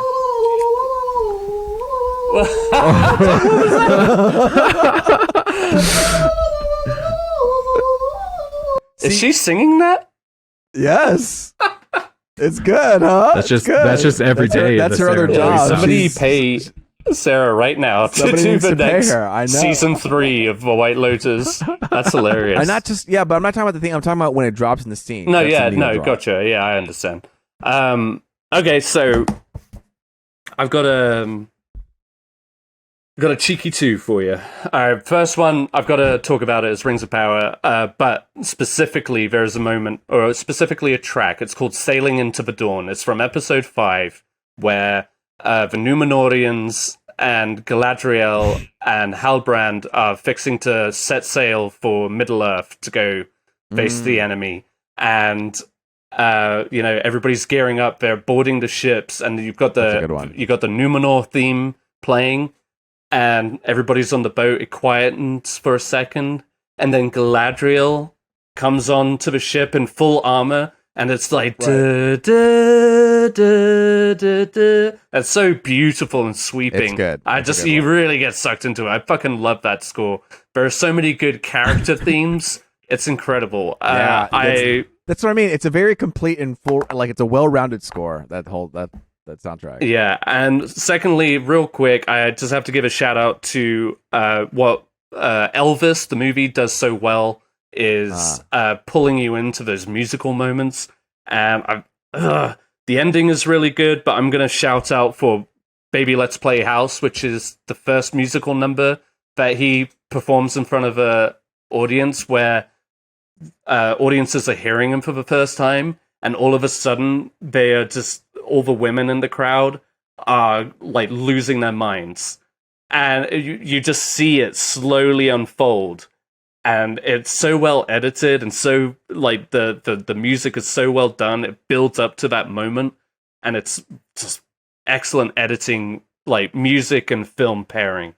Baz Luhrmann does great when pairing music with film, and that's a perfect example of it. Miguel, I agree. What? You have a favorite musical moment? I said White Lotus. Oh, I was agree? agreeing with Luis earlier. All right, guys. Take a breather. You need to hydrate. So, what was one of your favorite new beverages of the year? We claim to be drunk nerds. So, is there a new drink out there, a new beer that we tried this year where you were just like, oh shit, I like that one? Okay. What do you got? Absolutely. I'm going to tell you this right now. It's called the brewery is called Belching Beaver, and the name of it is called Phantom Bride. It is a tie-in with the band. It's a time with the band Deftones. Mhm. The Deftones did something with Belching Beaver, and it's a beer called Phantom Bride. And as I was doing this podcast, it's what I drank, and it changed me and completely flipped me to hazy IPAs for sure. I went back and I drank a Nice. Blue Moon. Not completely flat, not great. This is a great beer. If you see it, Belching Beaver, perfect. Miguel, you got any? This was the year of IPAs Yeah. for me, you guys, Yeah. and this is where I learned, like, on the opposite end of Luis's IPA list, is I'm not super into hazies. Like, I learned that this year. Uh-huh. Okay, like, those are not my. If I'm gonna go for a IPA, it's gonna be a hoppier IPA. I had a few that I tried out after I moved to Colorado, although they're not all Colorado beers. I first came here and I was drinking Lagunitas IPA. It's pretty good. Like, it's a nice standard one. If it's on tap somewhere, and there's nothing else, like, I could go for that one. Stone IPA was one of my more popular ones this year. A Colorado one that I did go for was Odell Yeah, IPA. They specialize I in IPAs. They do. Odell. Man, and I got it from the source That's over awesome. Thanksgiving. That is definitely one of my favorites. But one of they kind of snuck in here at the end of the year was a IPA called Titan IPA. Okay. I'm not sure who makes it, but it's a very crisp IPA. I love it, and I get that the IPAs get a lot of shit. Suck a dick. I don't care. I'm drinking them, and that's all the beers I drink. Perfect. Ed, what about you? You got some cocktails? You got some beers? What do you got? I got some Wine? cocktails. How about that? Yeah. Let's hear Because it. I don't think I really discovered. I told you guys I was drinking this St. Arnold's French press, which, like, these dark heavy beers can really be too, like, rich or syrupy sometimes. You know what I mean? Mhm. But this one is, like, very balanced. It's not too heavy, but it's strong. It's a fucking 9.7 percent alcohol. Oh shit! So it'll knock you on your ass if you haven't got something in your tummy. What's it called? St. but- Arnold French Press? St. Arnold's French Press. It's an imperial Okay. coffee porter. It's rich and roasty. Wow. It's delicious. It's like one of those, like, one and done beers. But I would recommend it. I thought it was a seasonal one, but it seems to be sticking around. So Nice. there you go. Cocktail recently. So I have a book called The Codex, Bartender's Codex. And so I've been trying out recipes, and one that I've stumbled upon. I like a good Manhattan, but it's not my go-to whiskey cocktail. And they have a recipe for the quote-unquote perfect Manhattan, which is 2 ounces of rye whiskey, half an ounce of sweet vermouth, and half an ounce of dry vermouth. And typically with a Manhattan, you use 2 ounces of whiskey, 1 ounce of vermouth, or it's usually just those two ingredients. But the addition of the dry vermouth, it really balances it out, makes it not too sweet. It's very clean, with 2 dashes of old-fashioned bitters stirred over ice and served up with a twist, an orange twist. It's really delicious. Next time you two are in town, I'll make you both one. Hell yeah.